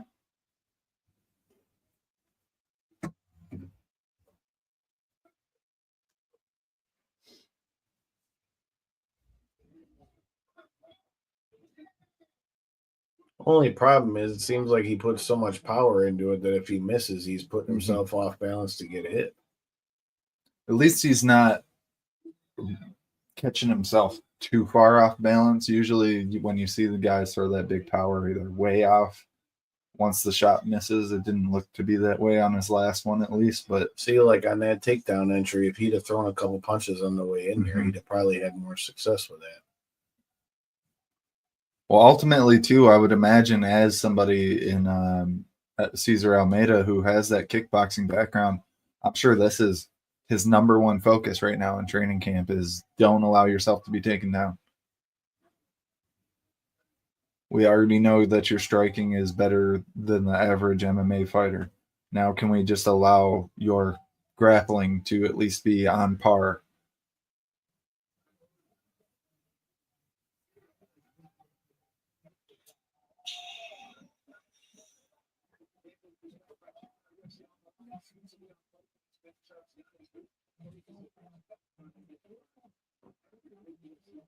Almeida doing Big shot. big shot. I was just saying he was doing a good job of controlling the range, and right when I said that, man.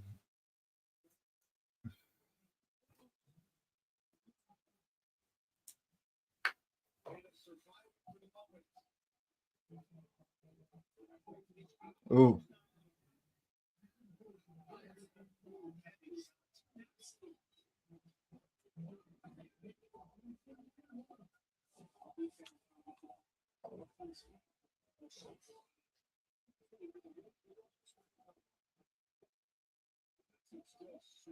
Ooh. You can't stand up tall like Lord. this. You got stiffed him. Said I'll stand as tall as I want, put his ass to sleep while I do it. Damn. Every time I start to say some shit, they just completely. They told you to shut the fuck I up. guess so. Guess I don't know what the fuck I'm talking about. But that being said, Sit down, son. I know. I was just saying Almeida needs to not stand quite as tall, needs to back up, allow the pressure to not be quite in his face. I'd say that's knockout of the night now. Yeah. Wow. Huge shot. Still sleeping.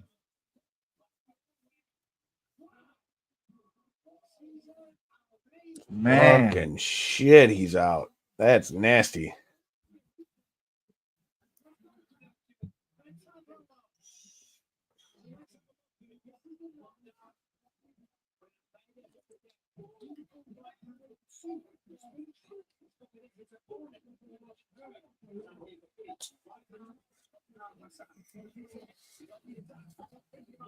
Ooh, that hook slept his ass.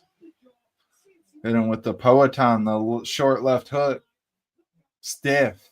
Just stiffed him. Caught him wide open. Oh. Well, it's when they're both throwing a hook. They were both throwing a hook at the same time, and his got there first. Bah. That fight changing kind of power, you know?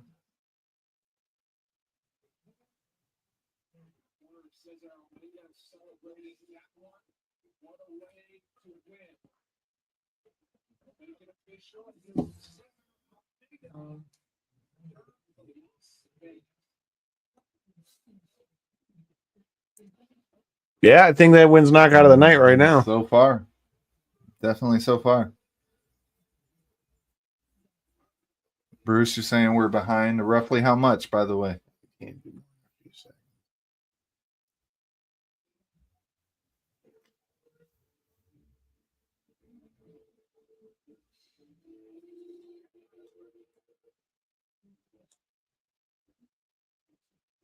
Damn, they might get through this card quick. They're right there going. What's that, 2 left? Yep. Yeah. All right. Big fight time. Co-main time left.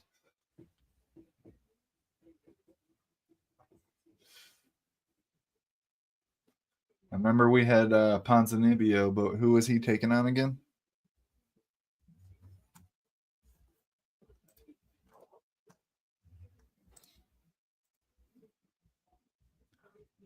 Carlston Harris, huh? Once I see the face, I'm so terrible with names. Let me see this face, though.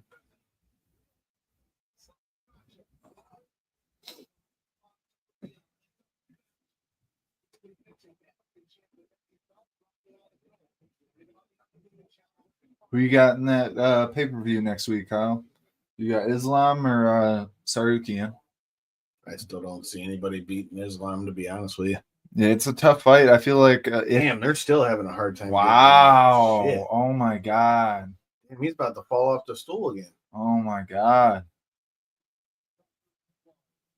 That's hate to see that. Because that was a long commercial break too. That was at least a good solid minute plus. So you hate to see that, man. Hopefully he gets his wits about him and, you know, wish the best, man. You know, for such a violent sport, or at least speaking for myself, man, you never want to see these guys walk out with any lasting injuries and stuff. You just, you know, it's such a weird thing to hope for, you know, the violence and the spectation that is fighting sports, but then also on the flip side of that, the athletes competing in it, you always wish the best for them, and to see, you know, the lingering injuries, you know, a couple minutes after the fact, you, at least for myself, you just hate to see it. Yeah, knockout like that, he definitely got a concussion. Oh, there's zero doubt in my mind. At least in my mind, maybe I'm wrong because I'm no neuroscience, you know, major or anything like that. That being said, anytime you get knocked out, there's some form of concussion that's done, and when you have the lingering he aspect smoked of his it, head off the ground when he fell like that because he fell so limp. Man, stiff. I mean, just like I said, stiffed him. Just whenever somebody, if I'm not mistaken, the technical term for it's posing. Whenever they're posing like that when they're knocked out, that's not good. You know, that means that your brain's essentially frozen in the moment. You know, so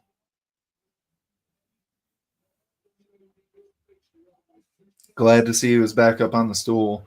Huge knockout for Cesar Almeida, that's for sure. The kid is back, motherfuckers.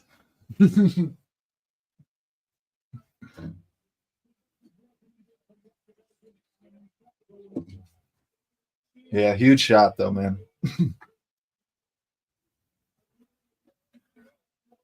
Really appreciate anybody watching along with us, by the way.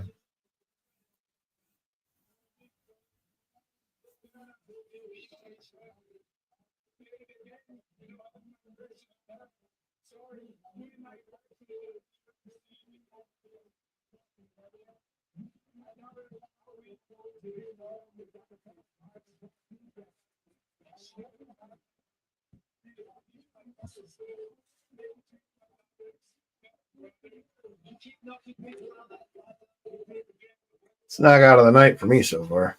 Yeah, I mean, it's got to be, right?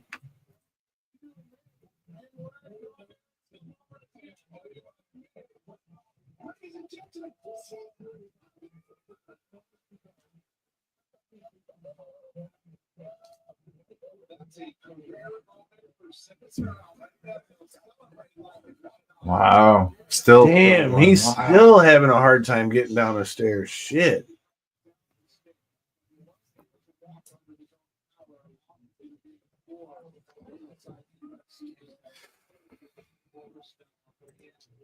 Good man, God Almighty, dude! Like I say, as a combat athlete fan, man, hard to see that kind of stuff. At least for myself, you know. Yet again, I only speak for myself. I know there's some of you degenerates out there, maybe not in the chat with us right now, but that love to see that type of stuff. But not for me, man.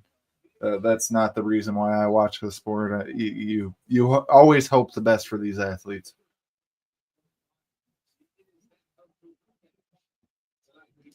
But that also being said, that's what you sign yourself up for. You know what the risk is involved when you sign on that dotted line, and unfortunately for Al Hassan, tonight wasn't his night.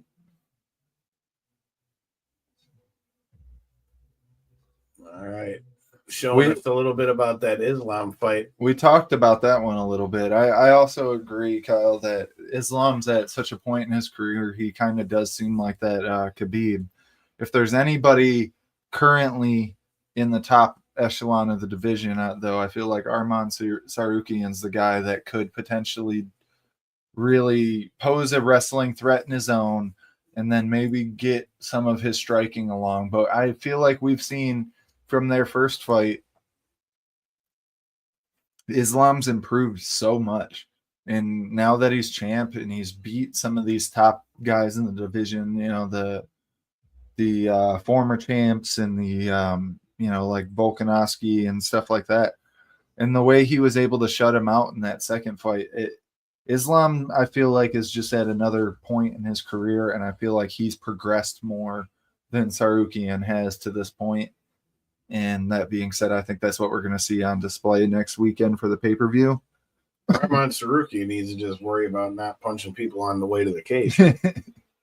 Also, though, we have another big fight with another Dagestani in that card as well.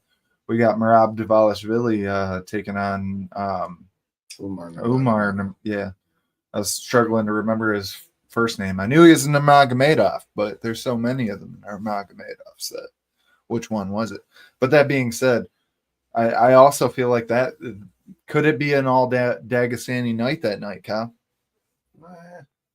I still like Merab in that fight. Do you? I feel like when it comes to what Merab brings to the table, that's the toughest matchup that they could possibly get for him. Merab is such a Tasmanian devil. He's Taz in the best, you know, in the best way. He's on you with the striking. He's on you with the takedown attempts. Even if they're not successful, he's right back on you. He's just on you, you know, and unless you're able to either stifle that and apply your own game, which we haven't really seen before, I just don't see how anybody's able to deal with that level of pressure that he brings right now. That being said, Usman Nurmagomedov, I mean, we haven't really seen him tested. I mean, for him to be against anybody that's really of that ilk like Merab is, we obviously know that he's a top-level talent coming out of that Khabib camp and, you know, everything. But it's a very interesting fight for me. I feel like Merab has showcased himself to truly be a top-level talent at 135. He thinks Islam's going to lose. Yeah. Oh, really? That's what I'm saying. It went on to say, but I just feel like I agree with your point in the fact that Sarukian didn't really get to train for him accordingly and didn't get to round his skills to be able to compete with somebody like Islam on the night. That being said, I feel like neither did Islam. He didn't know who he was taking on because it was a short notice fill-in opponent. And I feel like also Makhachev's just improved his game in so many aspects. We've seen him outstrike many opponents now that nobody thought he should be striking with. We've seen him out grapple, you know, a bunch of people. I feel like he's really what he was able to showcase to me in that Dustin Poirier fight when Dustin looked at his best and was able to really hang in that fight, but never was able. If you're a sports fan like me, for instance, and you look at like the score tracker and who's projected to win the fight, it never looked like Dustin was projected to win the fight because Islam was just a level ahead throughout the whole thing.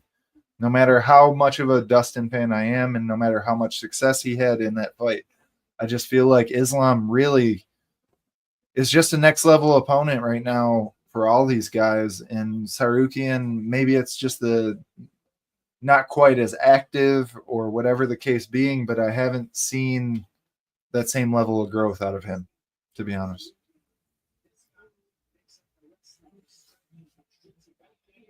I didn't expect him to do what he did to Charles Oliveira. Yeah, that's true.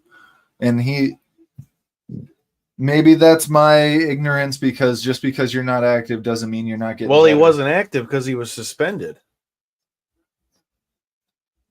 Remember, he got suspended for punching that guy. Yeah, so I remember. You can't fight if they won't let you fight.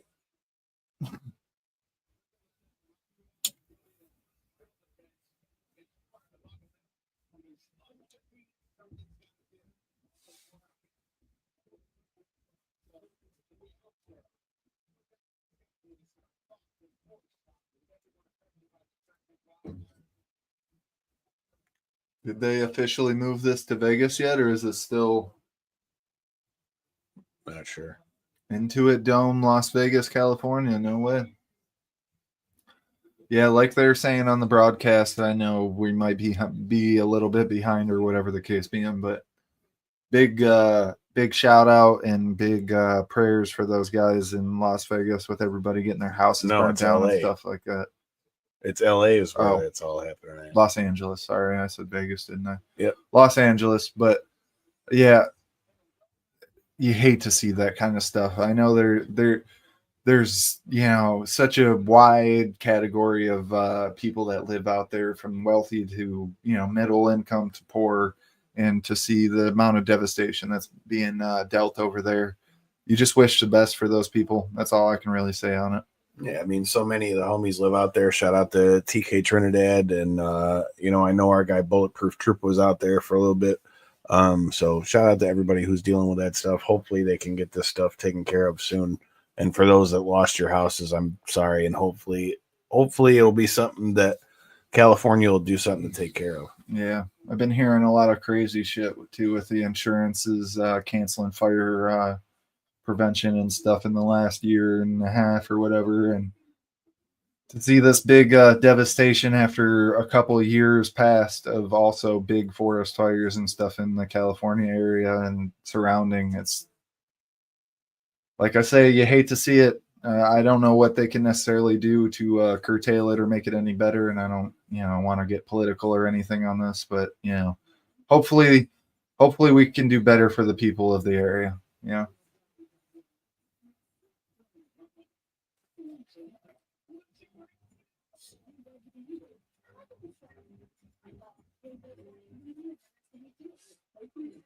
That's what we're calling it, protein pack. That was just a commercial about booties, in my opinion. But I mean, protein. I don't know what y'all were seeing, but protein, baby, protein.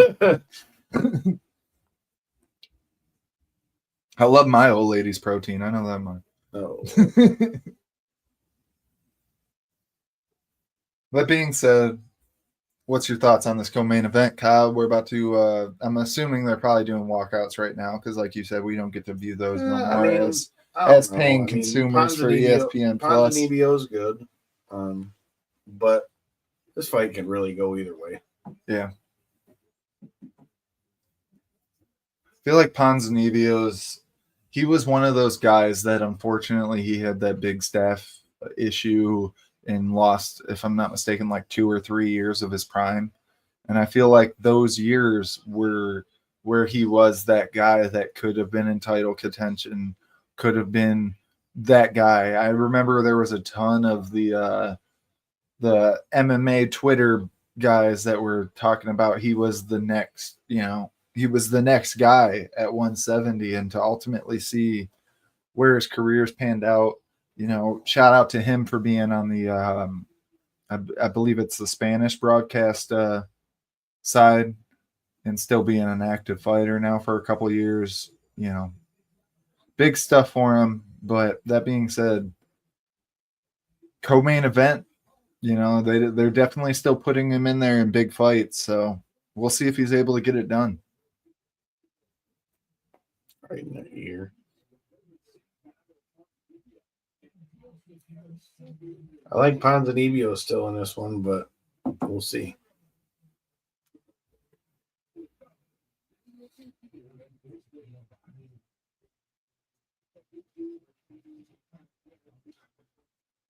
If you guys are watching, who do you guys got in this fight? Kyle, I know maybe we should, be more known on these guys, but I'm going to get your opinions on this. As somebody who watches the fights every week, make sure to tune in and make sure, this is a weekly routine for me. If I don't watch it on the Saturday night, I make sure to tune in on the Sunday morning, That being said, what's your thoughts on them doing these Apex cards still, having guys in the co-main event and stuff that fans aren't quite as familiar with and stuff? Is that their chance to get more fans behind them and build the potential stardom, or is it the UFC's a kind of lack of really, doing their job of they got to put out so fights. many fights a year, dude. So, I mean, it costs you a whole lot less overhead. You don't got to pay for the building. Everything's in-house. You don't have to pay for a hotel. I mean, I'm sure. Not to interrupt you, Kyle, but that whole argument when you talk about the overhead and stuff, when you're every single event that they host nowadays, they're literally no, what I'm saying though, every single event that they host, no matter where they go, they talk about this is a record gate, this is the highest profits we've had on a fight night, this, that, or the other. Aren't they actually losing money by still hosting events at the Apex, in my opinion? I mean, I don't know, dude. I mean, it just depends on the thing, but they got so many fights to put on. It's probably a lot easier for them to put on a fight in Vegas than it is to travel. I mean, yeah, I would like to see, UFC go out more. But at the same time, I mean, I also can understand why they wouldn't do that, because especially you don't have to pay for the building. You have everything in-house. You have all your doctors there. You have a place for everybody to train, so they don't have to find gyms when they come into town. That I feel like is a huge advantage. The PI center absolutely is a huge thing. And I love what they've done with that. I'm just saying in the fact of you couldn't build something, not necessarily even build something, but you couldn't rent a smaller venue then to host these events at, compared to just I feel like they're leaving not only fans wanting, they're artificially potentially inflating these ticket prices by having so many events at the Apex, and they're not really spreading the wealth like I feel like they should. I mean, speaking as 10, 15 minutes out of Detroit. And like Bruce said, it saves them money in the fact that they're not, like you said, they're not the biggest name fighters, so they're not having to pay out a whole card too. So I fully agree with that aspect of it, but when you're talking about the fact that these cards are guaranteed, so's WWE though. WWE does the same shit. Yeah, but what I'm saying though is these cards are guaranteed revenue by the fact that their ESPN contract basically is, they're guaranteed to be paid X amount, whatever it is, for hosting this event. Whether it's, you say, in this particular event, or just as their yearly contract for hosting as many events as they need to fulfill the contract. That being said, I just feel like, man, when you're talking about co-mains and main events and stuff like that, I feel like they've really watered it. They've watered it down. As a big fight fan myself, they've watered it down, and you can say it's just boiled down to the fact of so many cards throughout the year. I think it really boils down to the fact that the revenue share isn't quite what it should be, in my opinion. And if that number went up, we would see the main event and co-main event of cards like this being Cory, but you're missing what he's saying in the comments, because that's another thing. They still are getting their TV money, and it costs them less to run the fight, so they probably make more money. I understand. I completely understand that. I would rather. I just feel like arena too, but I'm just saying there's a lot of reasons why it's better to be in house.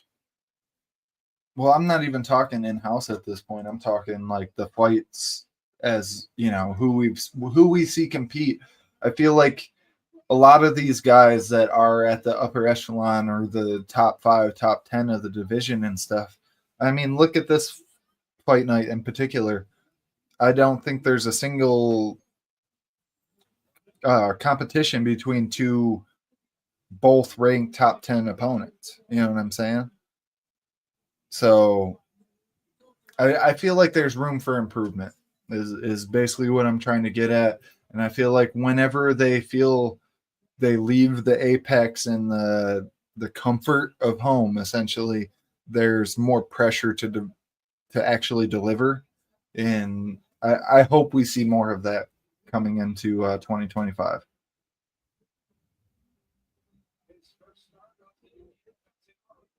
I mean, if you think about it, it's no different than WWE running NXT for the majority at the But Performance Center. NXT is a known secondary product. And not I to would try disagree at this point. I mean, yeah, maybe at technically, it's. say at this point, But it was because that it's way even when. performed and over delivered. But think about it. So did the Gold and Black version of NXT too. That's why when it went to the 2.0, why fans were so pissed when they went and did all that. I mean, it clearly is a big enough product that the CW is picking it up and it's on network fucking TV. No, I'm not saying it like that, but they even advertise it as a development. Sure, but what I'm saying is know, they're doing the same thing as what you're seeing with the UFC here, in that their weekly shows for the vast majority are ran from the Performance Center, which in reality, in the same way you say it would cost the UFC money, it would cost WWE money because they're not making the ticket money off of that. I would argue in the sense of the fact that, wouldn't you say the Contender Series is then their NXT and not this? I feel like whenever, like you were saying earlier with the Austin fight, whenever you see those letters on your glove, your name on the shorts, it's supposed to be as high level as it gets. Sure, but the point I was making, this does not feel as high. Sure, but the point I was making though is that like WWE is starting to mix back in that they're going back out on the road and all those kind of things too. And they say that too, and that's why I say I hope for 2025 that it's going to be a substantial improvement from what we've seen, since COVID essentially. But I just feel like there's room for improvement, man. But that being said, actions on. Let's go Ponzinibbio.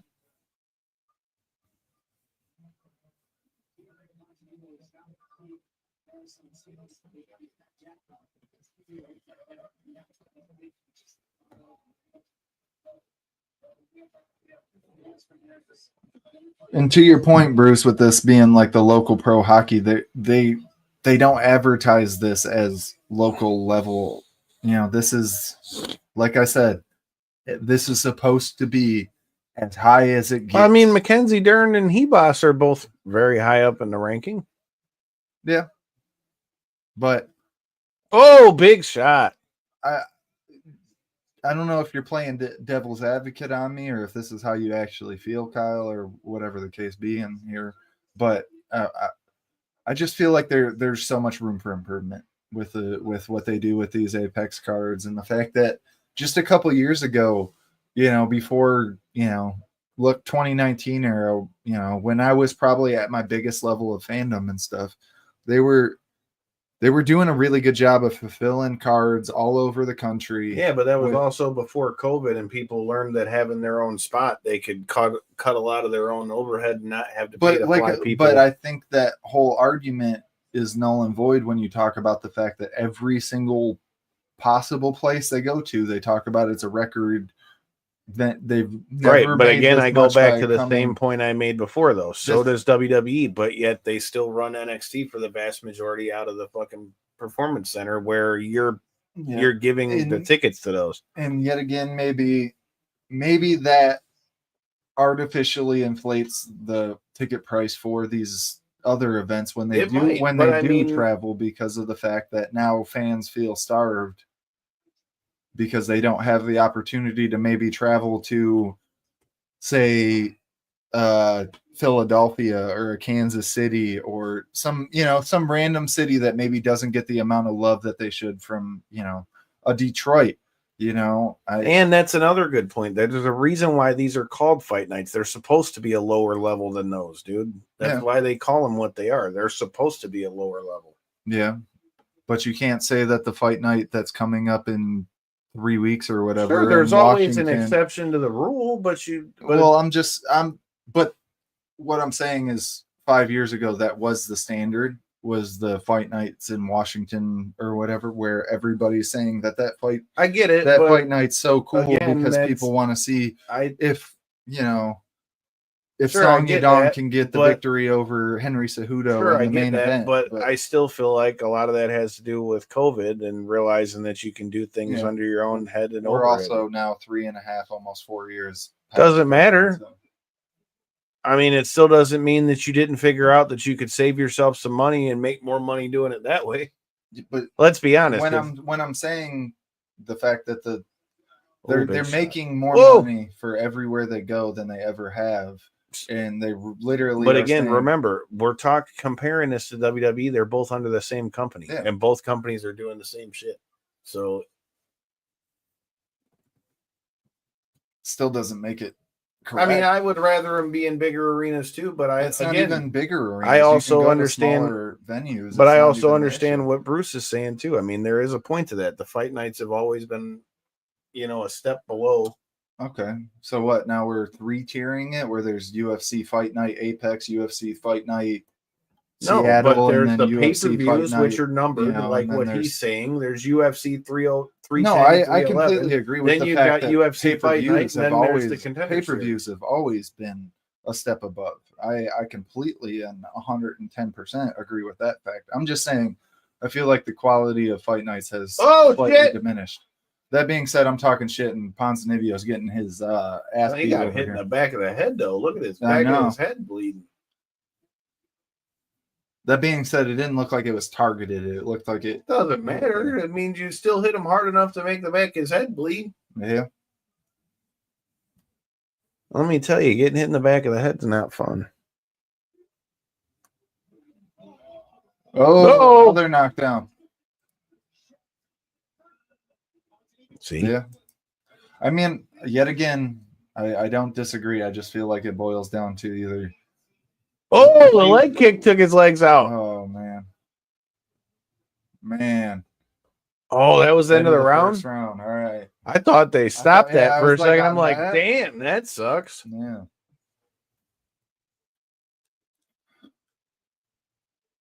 He might be done, Bruce. You're right. Coming into the second round, he very well might be done. Wingstop needs to sponsor the show for as much as I eat Wingstop. I haven't went there in a minute, but that family deal that they got, $16.99, 20 piece and a large fry, that'd be kicking at the house.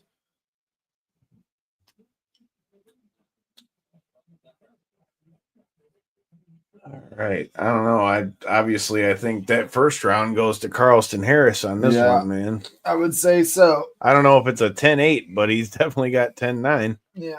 It could be 10-8, though, because he dropped him twice. Boxing rules, that's 10-7, baby. Yeah, but we know MMA is a lot different. But that being said, I do agree it definitely could be a 10-8. I feel like Ponzinibbio was doing really good, though, before we led into what we, ultimately ended up seeing. So that being said, I would still probably score at 10-9 if I'm a drop judge. Those scores in the comments, whether you're watching on YouTube or Facebook. Well, let's see if Ponzinibbio can clear the cobwebs.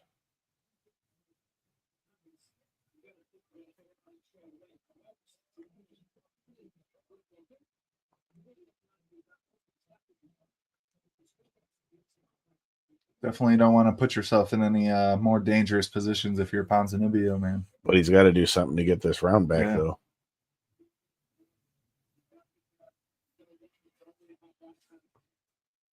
Can't be reaching out like that, though. That's a way to get your ass popped.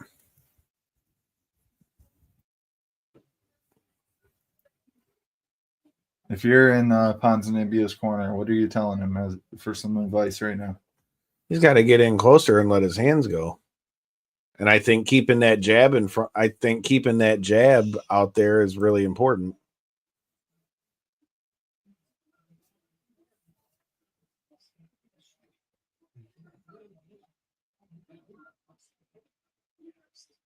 Leg kicks could be big here, Bruce. You're right.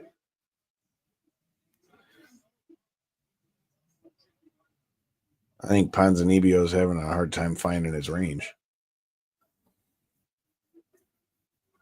I think he felt the danger in that first round and doesn't want to put himself in a disadvantaged position again where he doesn't feel like he's not going to have a choice though if he doesn't do something soon.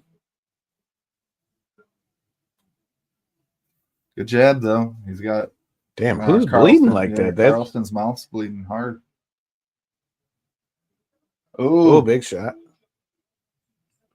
Got to stop buying them Walmart wall pieces, boys.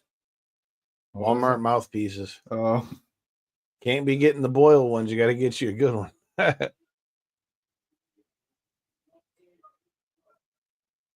Oh. See, now that's where Ponzinibbio needs to land some big shots on the way back up. Mm-hmm. Harris definitely slowing down here, though, a ton.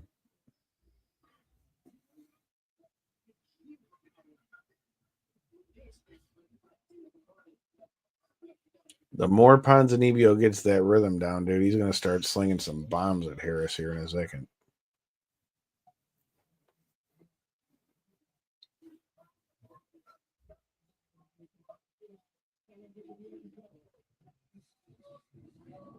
Oh.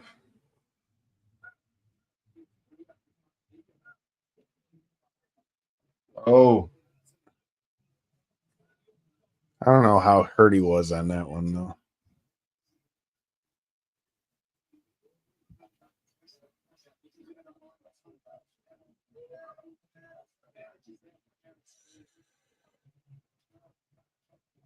Oh, nice left hook with him, too.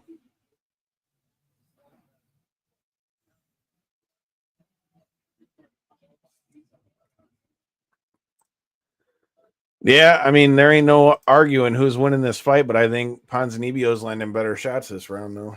And what's interesting is if I don't know how you scored it ultimately, Bruce, but for anybody out there, if you scored that first round 10-9, at least to this point on my scorecard, I've got Ponzinibbio winning the second, and that ultimately makes it a fair fight going into the third. I think you could have gave him 10-8 in that first round. You could have, absolutely, and that's why I'm saying it depends on how you scored it.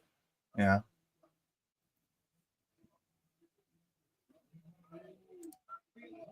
Your what? My face? Is it my face? I don't know what the hell he's talking about. He's giving up on leg kicks. Harris don't like them. I talk about that on the show all the time. I wish more guys would implement the leg kicks, dude, because leg kicks are nasty. They make it hard for you to be able to walk. You can't plan on it to be able to throw your shots. It's hard to move around the cage. You can't really get on your bike to get out of the way. I think it's one of the more underutilized things, along with just a straight jab in MMA. Yeah, the jab to me. The jab's the number one for me. I don't see it utilized enough. Ponzinibbio doing a good job to this point, utilizing his jab, and I feel like that's what. Like I was saying, if he can keep that out first, but man, he's gotten hit with a lot of shots too. And what sucks too is if you miss that jab, that counter is coming right back at you. I agree with Bruce. If I'm in the corner of Ponzinibbio, bro, I'm telling him to keep the leg kick going.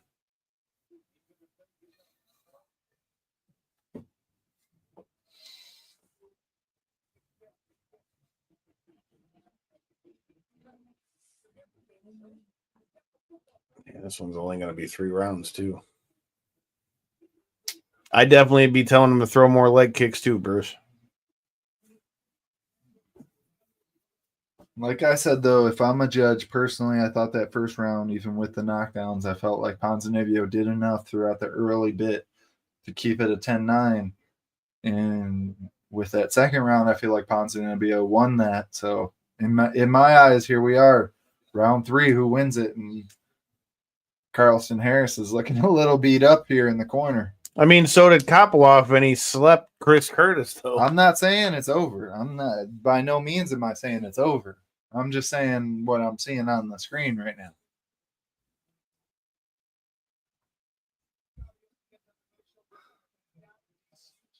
Man, I mean, no big shocker here while in between rounds, but Ravens eating up the Steelers so far, by the way, boys. Shout out to Honey from Women's Wrestling Talk. I don't know how it's looking for them Steelers. I mean, I love my favorite color. I know I'm in all red right now, but my favorite color is purple. And Ravens have always been a team I like because they're the only purple team. Damn, he bounced himself off the cage on that one. That didn't work. But they've looked ridiculous this year with Lamar. I mean, what they've been able to do with the team's just something else. I think they're a huge shit. If I'm Ponzinibbio, I'm letting him stand up. Yeah, you definitely should. Absolutely. You don't want to catch one of these kicks to your knee and have your knee bending the wrong way.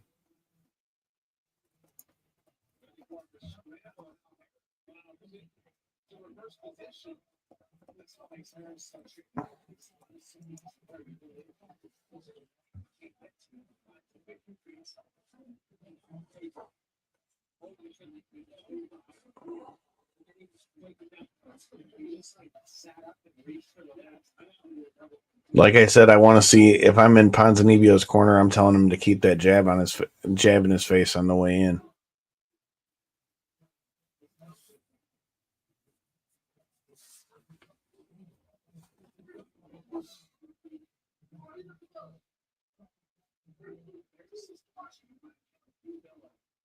Oof. Oof. Yeah, Harris is chucking these boys throughout the this point in the third round. Well, if I'm Harris, I might look for that 1-2 head kick his head in the third row.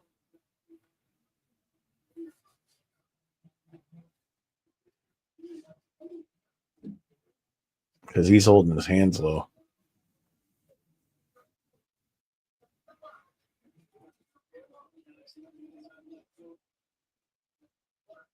Looking for that body. There was he your goes. head.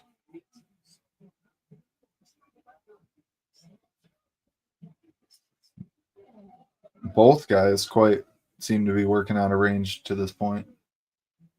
Oh, That one hit. no, that one was. So did that one. He's hurt. Bink, Oh, bink. Let's go. He's got him on the bike. man, Harris was just doing good too. Got hit. Oh, Oh shit, he's hurt. He's doing the Oh. stanky leg out here.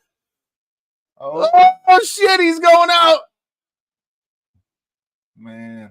Man, if you put some money on Ponzinibbio to win by knockout, you might be coming up here in a second. Head kick. 1-2 head kick. Fucking kick his head off. Got 2 minutes left to do it. Bink. Keep throwing him. He's hurt. Oh, Oh shit, he's hurt. Oh damn. Oh damn, dude. Oh, and Harris is pissed. I mean, understandably so. Harris To is have the fight waved pissed. off while you're still Oh, defending shit. yourself. But Ponzinibbio, great comeback there in that both second and third round. Dude, he was landing bombs on that motherfucker, dude.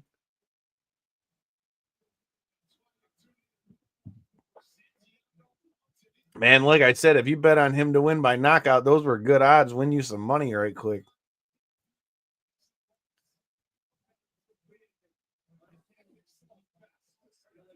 Wow. Oh, that was clean. Wow. Them straight right hands, boy, just catch you with that straight too. Bink. Wow. Woo! Oh, and then the hook on the way out. Little roast beef. Bah, bah, bah. Let's go. I mean, absolutely up to the ref's discretion there, but I thought the stoppage, you want to see them fight their way out of it if there's a chance left. And I thought He was hurt pretty Oh, fucking he was bad, hurt. dude. He was definitely hurt, but put yourself in that position, Kyle. Would you want your way Here's to the fight? difference between that one and the Chris Curtis one. Chris Curtis had a few seconds left. There was a minute and a half left. That guy had no legs left. Oh, I'm saying even no matter what the position, time, no matter what the case, it could have been the first round that, if I'm that athlete, I would have wanted another minute to, either put me to sleep or give me the chance to fight my way out of it. I thought he still potentially had a chance to. And I agree with that too. I think even if it would have won, I think with the way that fight was going, absolutely. Harris probably would have Absolutely. lost on the card too, because he had, he won the first round, but I would say Ponzinibbio won the next two. Yeah. No, I don't disagree. I'm just saying the fact of if I'm that athlete with everything that goes into this game, months and that, months of time in between fights. All right, and then the last fight we we've go. got on the thing is going to be Mackenzie Dern and Amanda Hebos. Everybody that's checking Click on in, Hebos for me real quick. I want to see what her last couple fights are looking like. they won't show it to you on here. Yeah, view fight history. Okay. So she fought Rose. Her last fight was against Rose. She lost her last. She lost against Rose, won against Pinheiro, and lost against Barber. So she lost 2 out of her last 3, but against top level talent. 100%. They're dogs that she fought, but I think they're trying to set this up so that like I mentioned earlier, I think this is whenever you see rematches, they either want to reverse course of what happened in the past, or they want to see if the fight has changed from what it was at that point. And it definitely wasn't necessarily a fluke in that first fight with Hebos. She was able to get a lot of good stuff done in that fight. Mackenzie Dern was unsuccessful with a lot of her takedown attempts and submission attempts and everything of the sort. Hebos just ultimately looked like the better fighter on the night.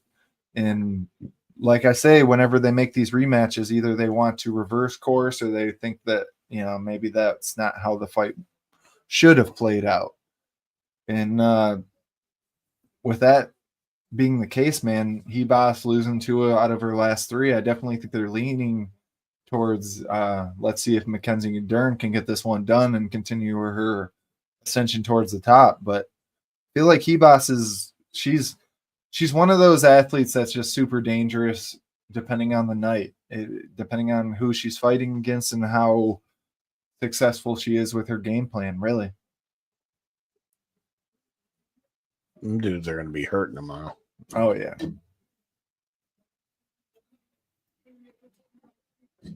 The rare double interview.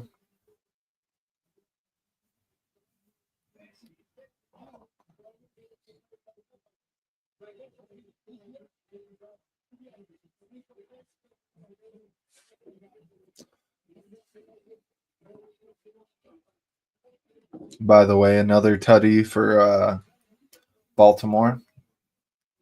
Makes it 21 zip. That's Madden. It's over. Yeah. I mean, realistically, the Steelers been playing like booty cheeks for the last 5 weeks. They just had a really good beginning of their season. If any other team had really been competitive, they probably wouldn't have made the playoffs. So, in the beginning of the season, I thought the Steelers had a good chance, man. They were looking like one of those teams, but they really lost all that momentum and just have not been able to gather any of it. And it looks like here going into the playoffs, end of the first half, it's not looking good for them boys in Pittsburgh.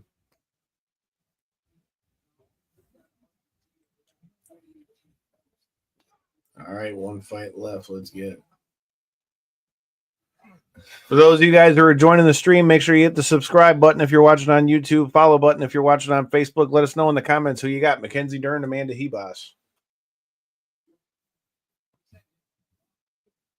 I know for myself, we had mentioned it a little bit earlier, but I'm really curious what version of Mackenzie Dern shows up to this fight. We've seen her really improve herself throughout her last couple. You want to pull her up as well. I mean, to see her level of progression. Oh, so I guess I'm mistaken. I guess she's lost 2 out of her last 3. I thought she's on a win on her last fight. I thought she won 2 in a row, but I guess she lost to Lemos, and then Andrade was the one she got knocked out. Yeah, so it's gonna be a tough. It's gonna be a tough run of the road fight for both of them. But yeah. I mean, both of them. Wilson with 44 yards first half. Ouch. Yeah, you're not kidding. Yeah, I think if old Russell Wilson don't get him a Super Bowl, this might be the end of that run. Yeah. I'm surprised. I don't know what the locker room's like. I know we're kind of splitting topics here a little bit, but I'm surprised. As being somebody in Detroit and having dealt with Fields for the last 2 years, before he got traded to Pittsburgh, I ultimately thought he would be the starter and win that rollout. And I know he kind of struggled with the offense a little bit throughout the beginning of the year before they ultimately went to Russell Wilson. But that being said, I feel like with what we've seen from Russell Wilson in the last couple weeks, I mean, maybe Fields had a little more time to figure out the offense and maybe try putting him out there, man. He was always dangerous against us. He was somebody that could extend the play. Go with Russell at this point. You're already in the playoffs to keep changing quarterbacks. Yeah, I know what you mean, but I feel like Fields adds more of a danger aspect in the fact that he extends the play like Russell Wilson used to. Russ doesn't do that like he used to. He kind of, remains a pocket passer for the most part now. And with the way Pittsburgh offensive line has been playing, they kind of need that ability to extend the play. Let's see if McKenzie can use her jiu-jitsu.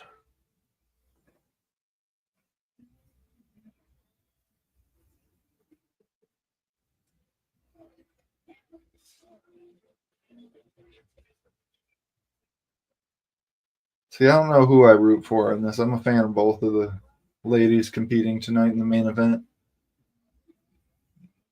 I think, with the way MMA Twitter be posting about Mackenzie Dern all the time, I mean, I think most of them are leaning that direction. But I think a lot of people forget that Hebos was that girl that everybody was super excited about when she was making her initial climb in the UFC. Everybody thought that maybe she would be fighting for the title here in a couple years. I know she's lost a little bit of steam since then. We were just talking about lost 2 out of 3, but they both need to win this fight, dude. Yeah, that's why they put this fight together. Yep. Definitely a big fight for both ladies tonight. Winner stays around where they were at. The loser is going to drop down in the rankings. Yeah, have to take on the up and comers of the next class.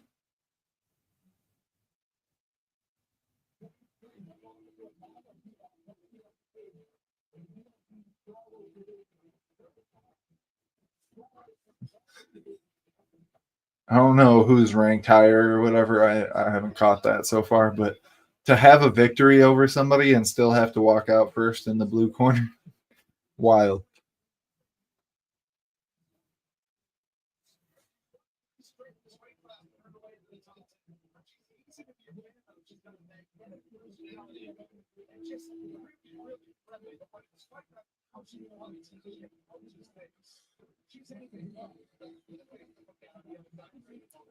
He looks super focused, though. Yeah.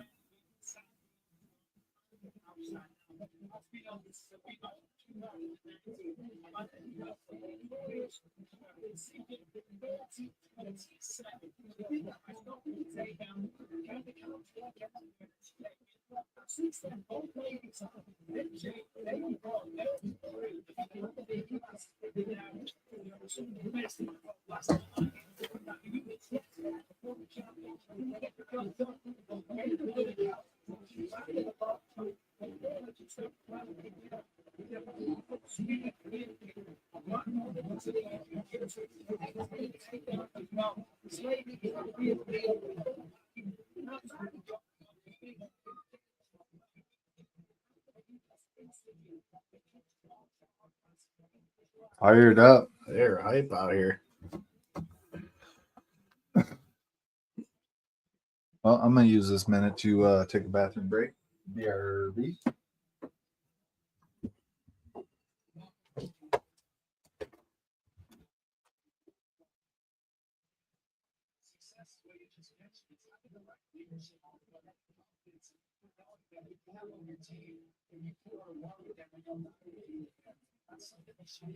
That's something to be noted too. That she's won 4 fights by knockout, 4 fights by submission, so she can get it done any way it goes. Although we all know that jiu-jitsu is Mackenzie Dern's bread and butter.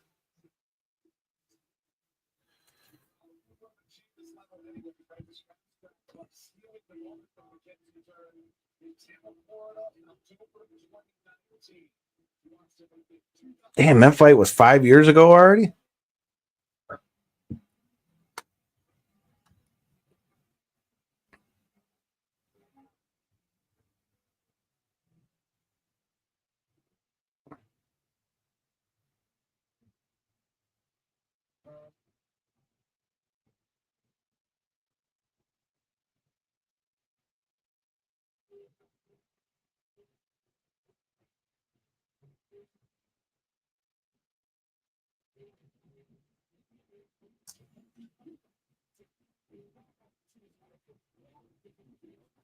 Here she comes. Any last picks? Anybody who's watching this one?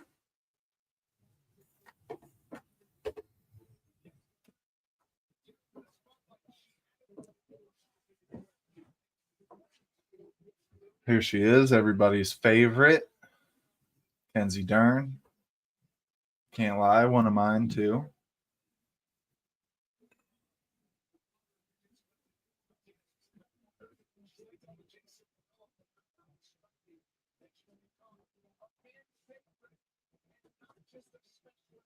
Like Brendan said, became a fan favorite.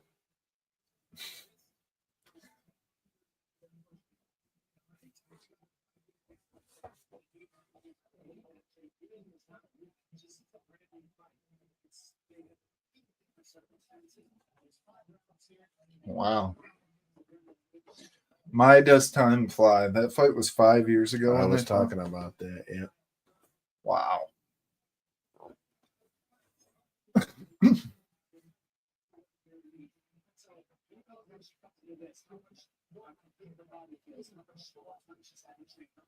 About to make her grease lightning out here. Anybody else in the comments who remembers watching that first fight? Does that feel like 5 years ago to you guys?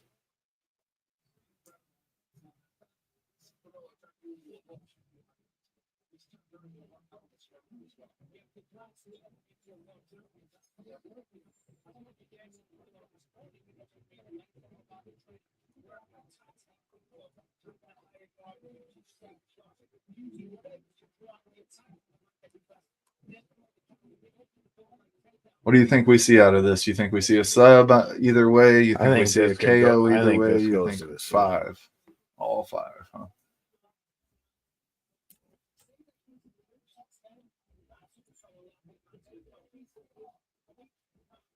Decision or submission? I mean, I can't disagree with that too much. I feel like both girls present a submission threat. Obviously, Mackenzie Dern being a little more.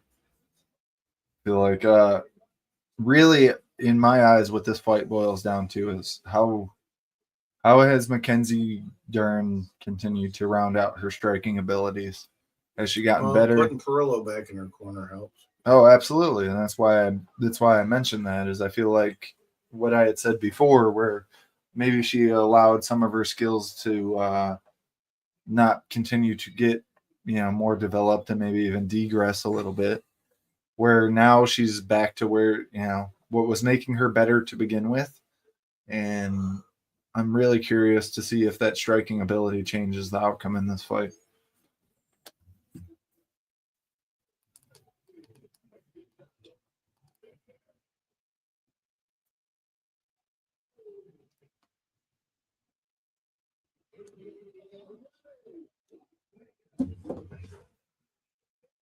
If you're trying to catch up, I think it's the fact that we're live, so there's a delay on that. You know what I'm saying?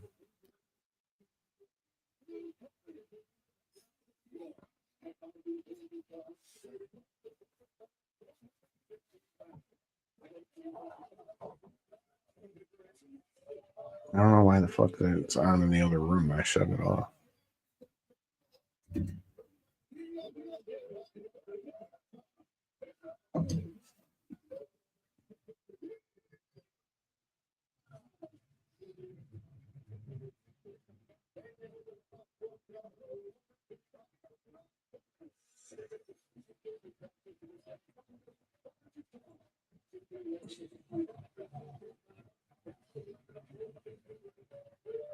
It's crazy to think that I fought it almost this weight.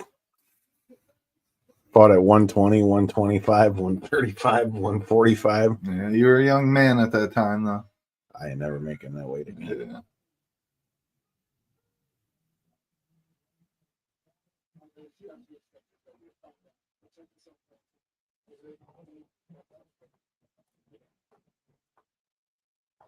Here we go.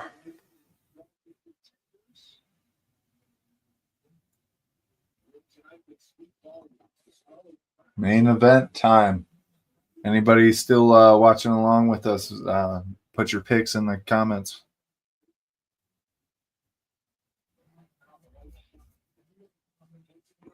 And don't be lazy too. Method of victory. What's your thoughts on the method?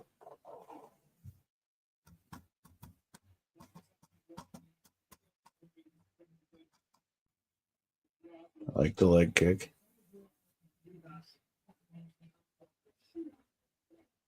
Way to check it, though. That'll break your shin off.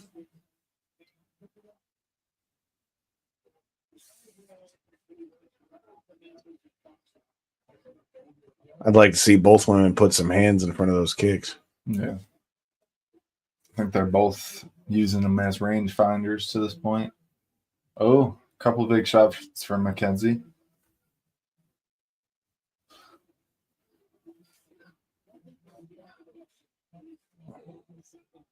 Oh.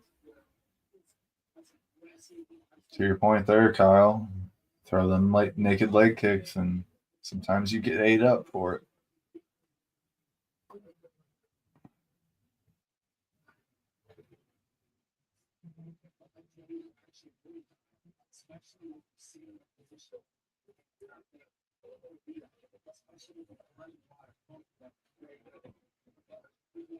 She's got to start checking those, though. Naked or not, leg kicks suck.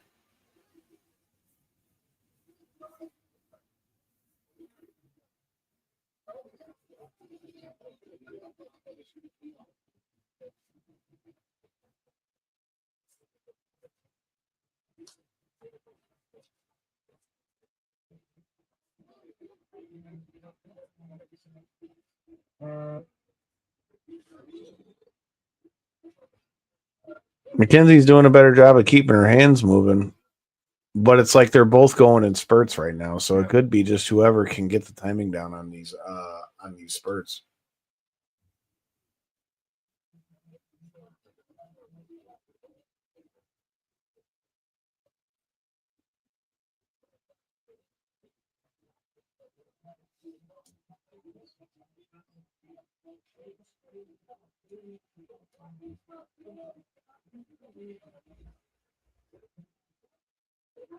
Oh, There comes a takedown from Mackenzie Dern.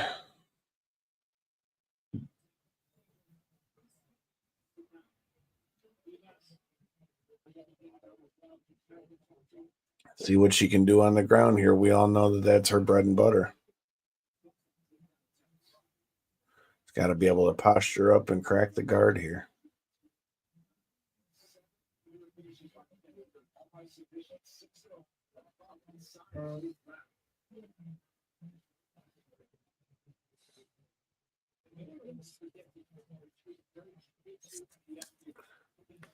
You guys are watching. What are you thinking of this one so far?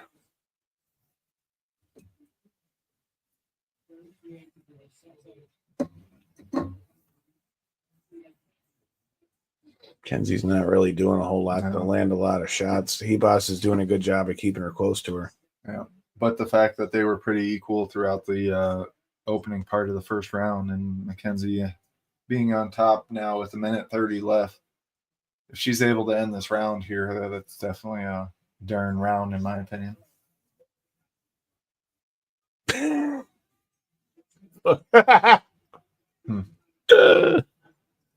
Fucking Bruce.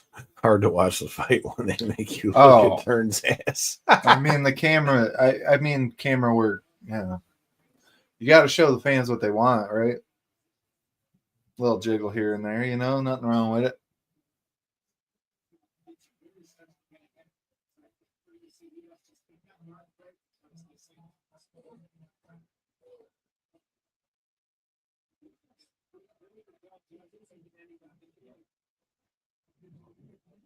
Now she's got the posture up. Let's see if she can get her head up to crack this guard. Oh, they finally changed the camera angle for you. There you go, Bruce. You're going to see that braid real good now. I know. We're going to zoom into it, so that way there's no question what we're trying to showcase. I mean, I don't know. It looks like she's landing a couple good shots with this top position. Anyway it goes, it ain't comfortable having your head jammed up into the fence. Nothing was necessarily devastating or anything, but they were still solid shots being thrown. Maybe a stand up. Or that's the end of the round. Okay. I'd say that's round 1 to Dern. Oh yeah, it's got to be. I mean, like I said, the initial start of the round was fairly even, at least in my book, and then to end it on top, landing some good shots and stuff, I think that's got to be a Dern round.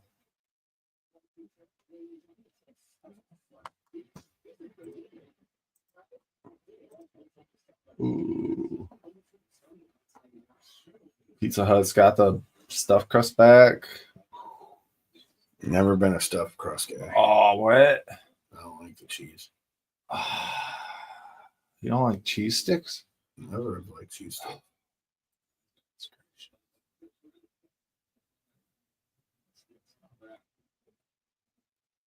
Fuck all that nasty shit.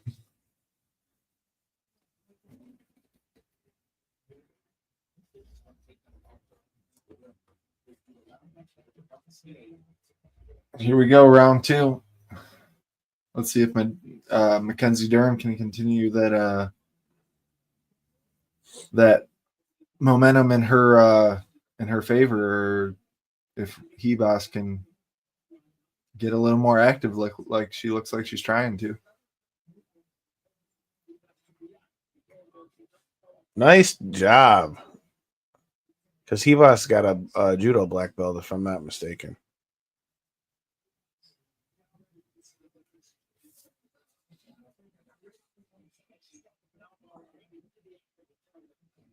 I'll watch out for that triangle, though.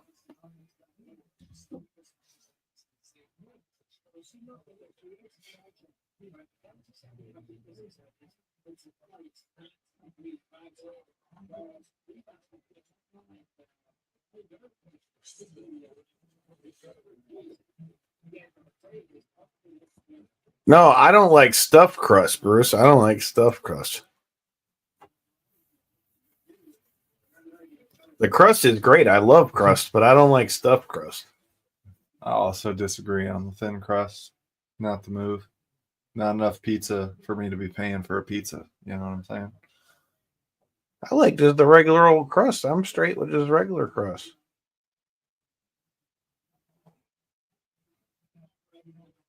Trying to isolate that arm.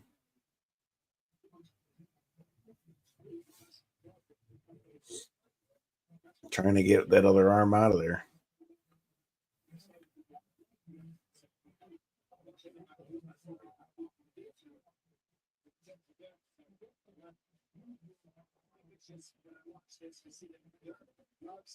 Does this right here just speak to the fact that jiu-jitsu is not as quite as dominant as it used to be in MMA? Like, it seems like everybody trains jiu-jitsu at some level, so you can't just, like before, if you were to take down a high-level competing black belt, you would be immediately concerned for your I don't know that safety and jiu-jitsu, it means that jiu-jitsu is less effective. I just think that it's not I think that it's not something where there's such a drastic difference for the exact reason that you said, because everybody trains it. Now, I don't think that Amanda Hebos is going to submit Mackenzie Dern, but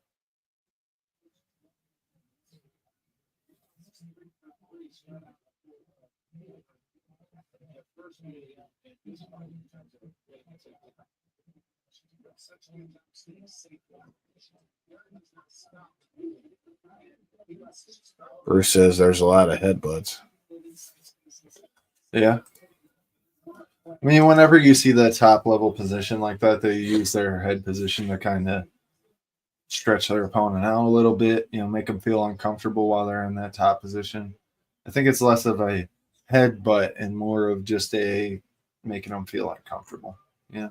It can be. Oh, I mean, we've definitely seen headbutts in the past. I'm not saying that. I'm just saying. I don't think it's Hebos throwing her head down intentionally to try to damage her opponent right now. I think it's just, See, that's like I said, she's a judo black belt.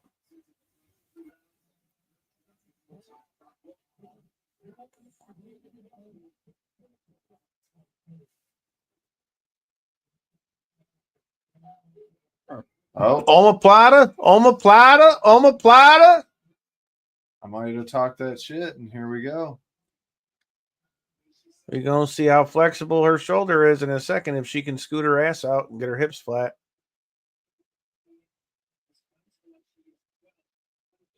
No, she ain't going to finish that like that.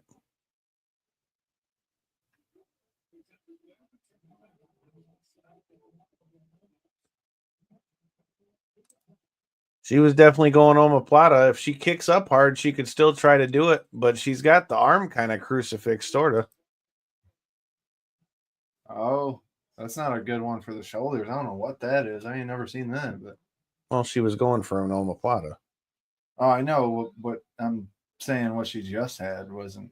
That didn't look comfortable. No.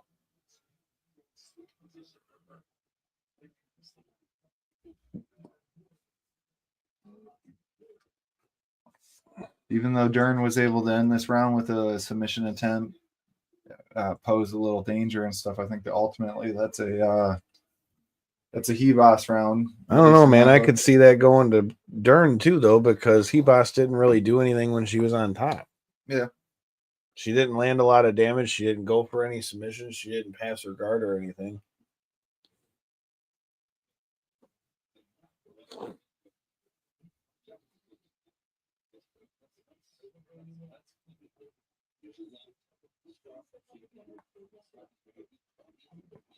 Got a knot on her other eye, though. I know. That's what I was thinking too. Is they're compressing the wrong one?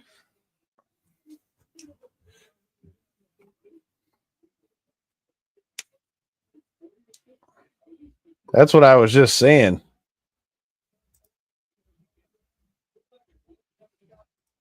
Yeah.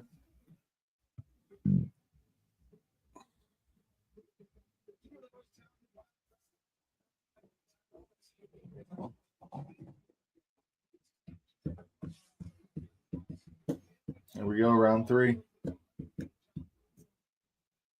I would say that could very well be 2-0 Dern so far.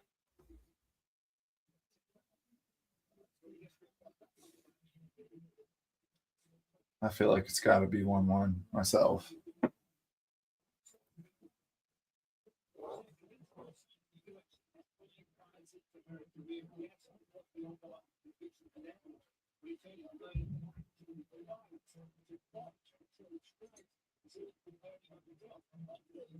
I'd like to see Mackenzie really let her hands go, though, because that would open it up for her to be able to get her takedowns more.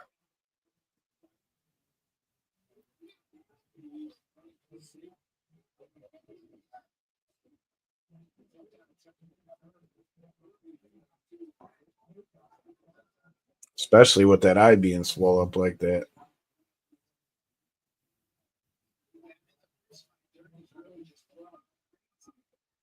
Oh.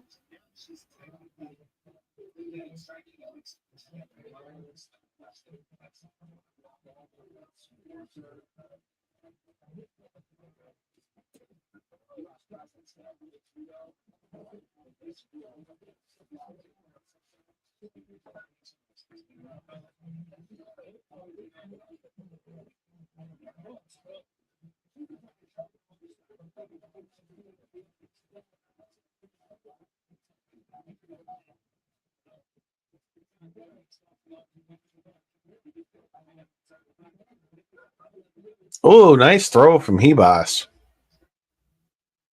There's that judo again.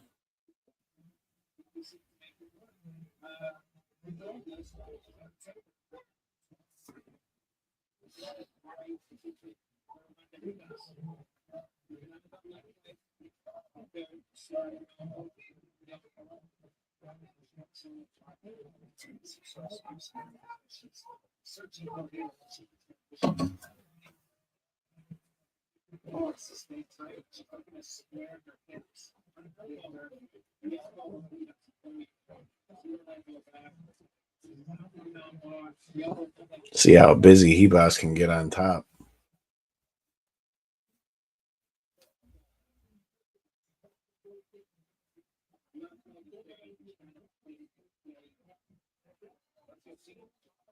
And then if you're Mackenzie Dern, do you want him to stand you back up? Can't imagine so. I mean, realistically for her, she's got looking for that armbar.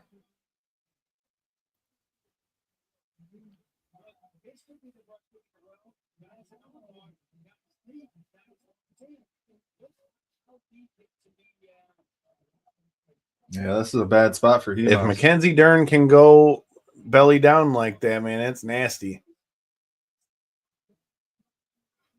She doesn't seem to be trying to rotate her own head out of there. That would go belly down. She's more so trying to rotate Hebos off the top. Oh, well, there she goes. She doesn't want to leave too much room. Yeah. You got to do it inch by inch unless your opponent gives you more than that. Minute 30 left.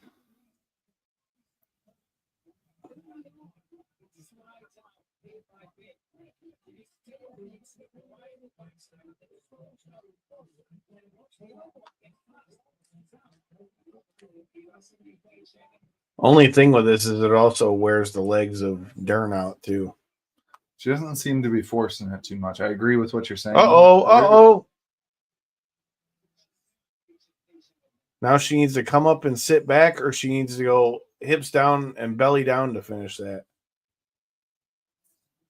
Or she could just crawl across and finish with a straight arm lock. Good to get the position.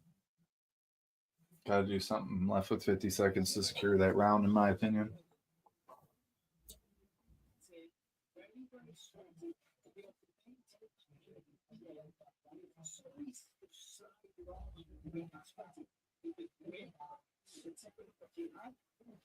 Steelers finally get it on the board, by the way.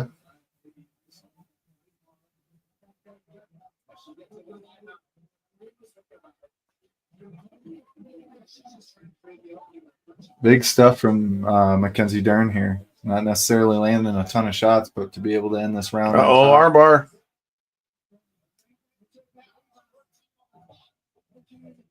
Oh!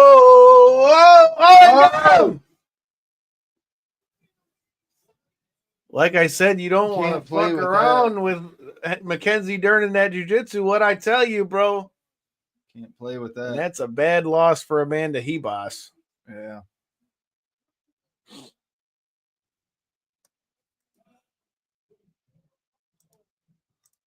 Like you say, don't blink, Bruce. Could catch it whenever when you're dealing with a submission specialist like that.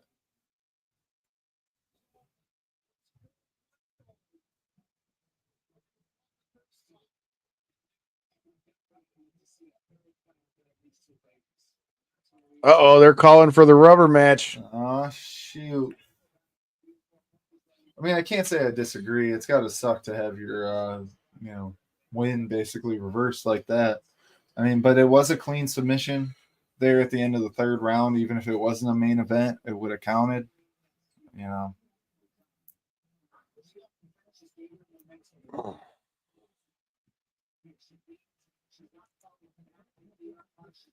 In the very last seconds. And the way to dominate that position too. Yeah.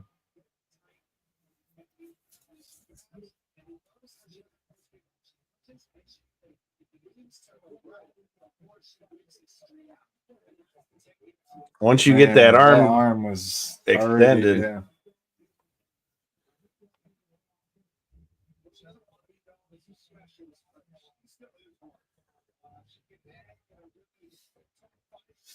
Her daughter don't know what to think about it though. She's happy though with her little Evie. I was about to say, got her little Pokemon in there with her.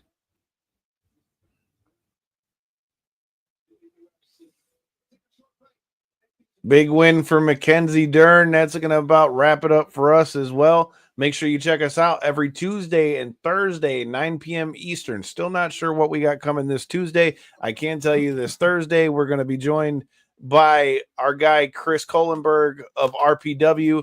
Going to be talking about RPW Hydra coming at you January 18th.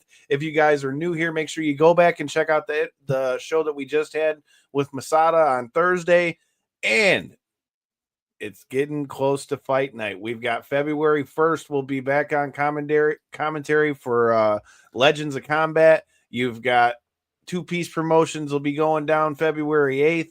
February 22nd, we'll be back at Mitten Muay Thai. And if you're going to be at the Clarissa Shields fight, you'll catch your boys out there as well. I agree. I think that would have been a real close fight, but I think Mackenzie was really starting to dominate the ground. That was still only round 3. We still had 2 more to go, so we shall see. But we appreciate y'all watching, whether it was YouTube, Facebook, millions. Make sure you hit that subscribe button, like button, tell a friend, and until next time and any in between time, peace. What the fuck? How did that fall off there? Do me a favor, hook that eye hook back over there. Thank you. Just don't want that to fall.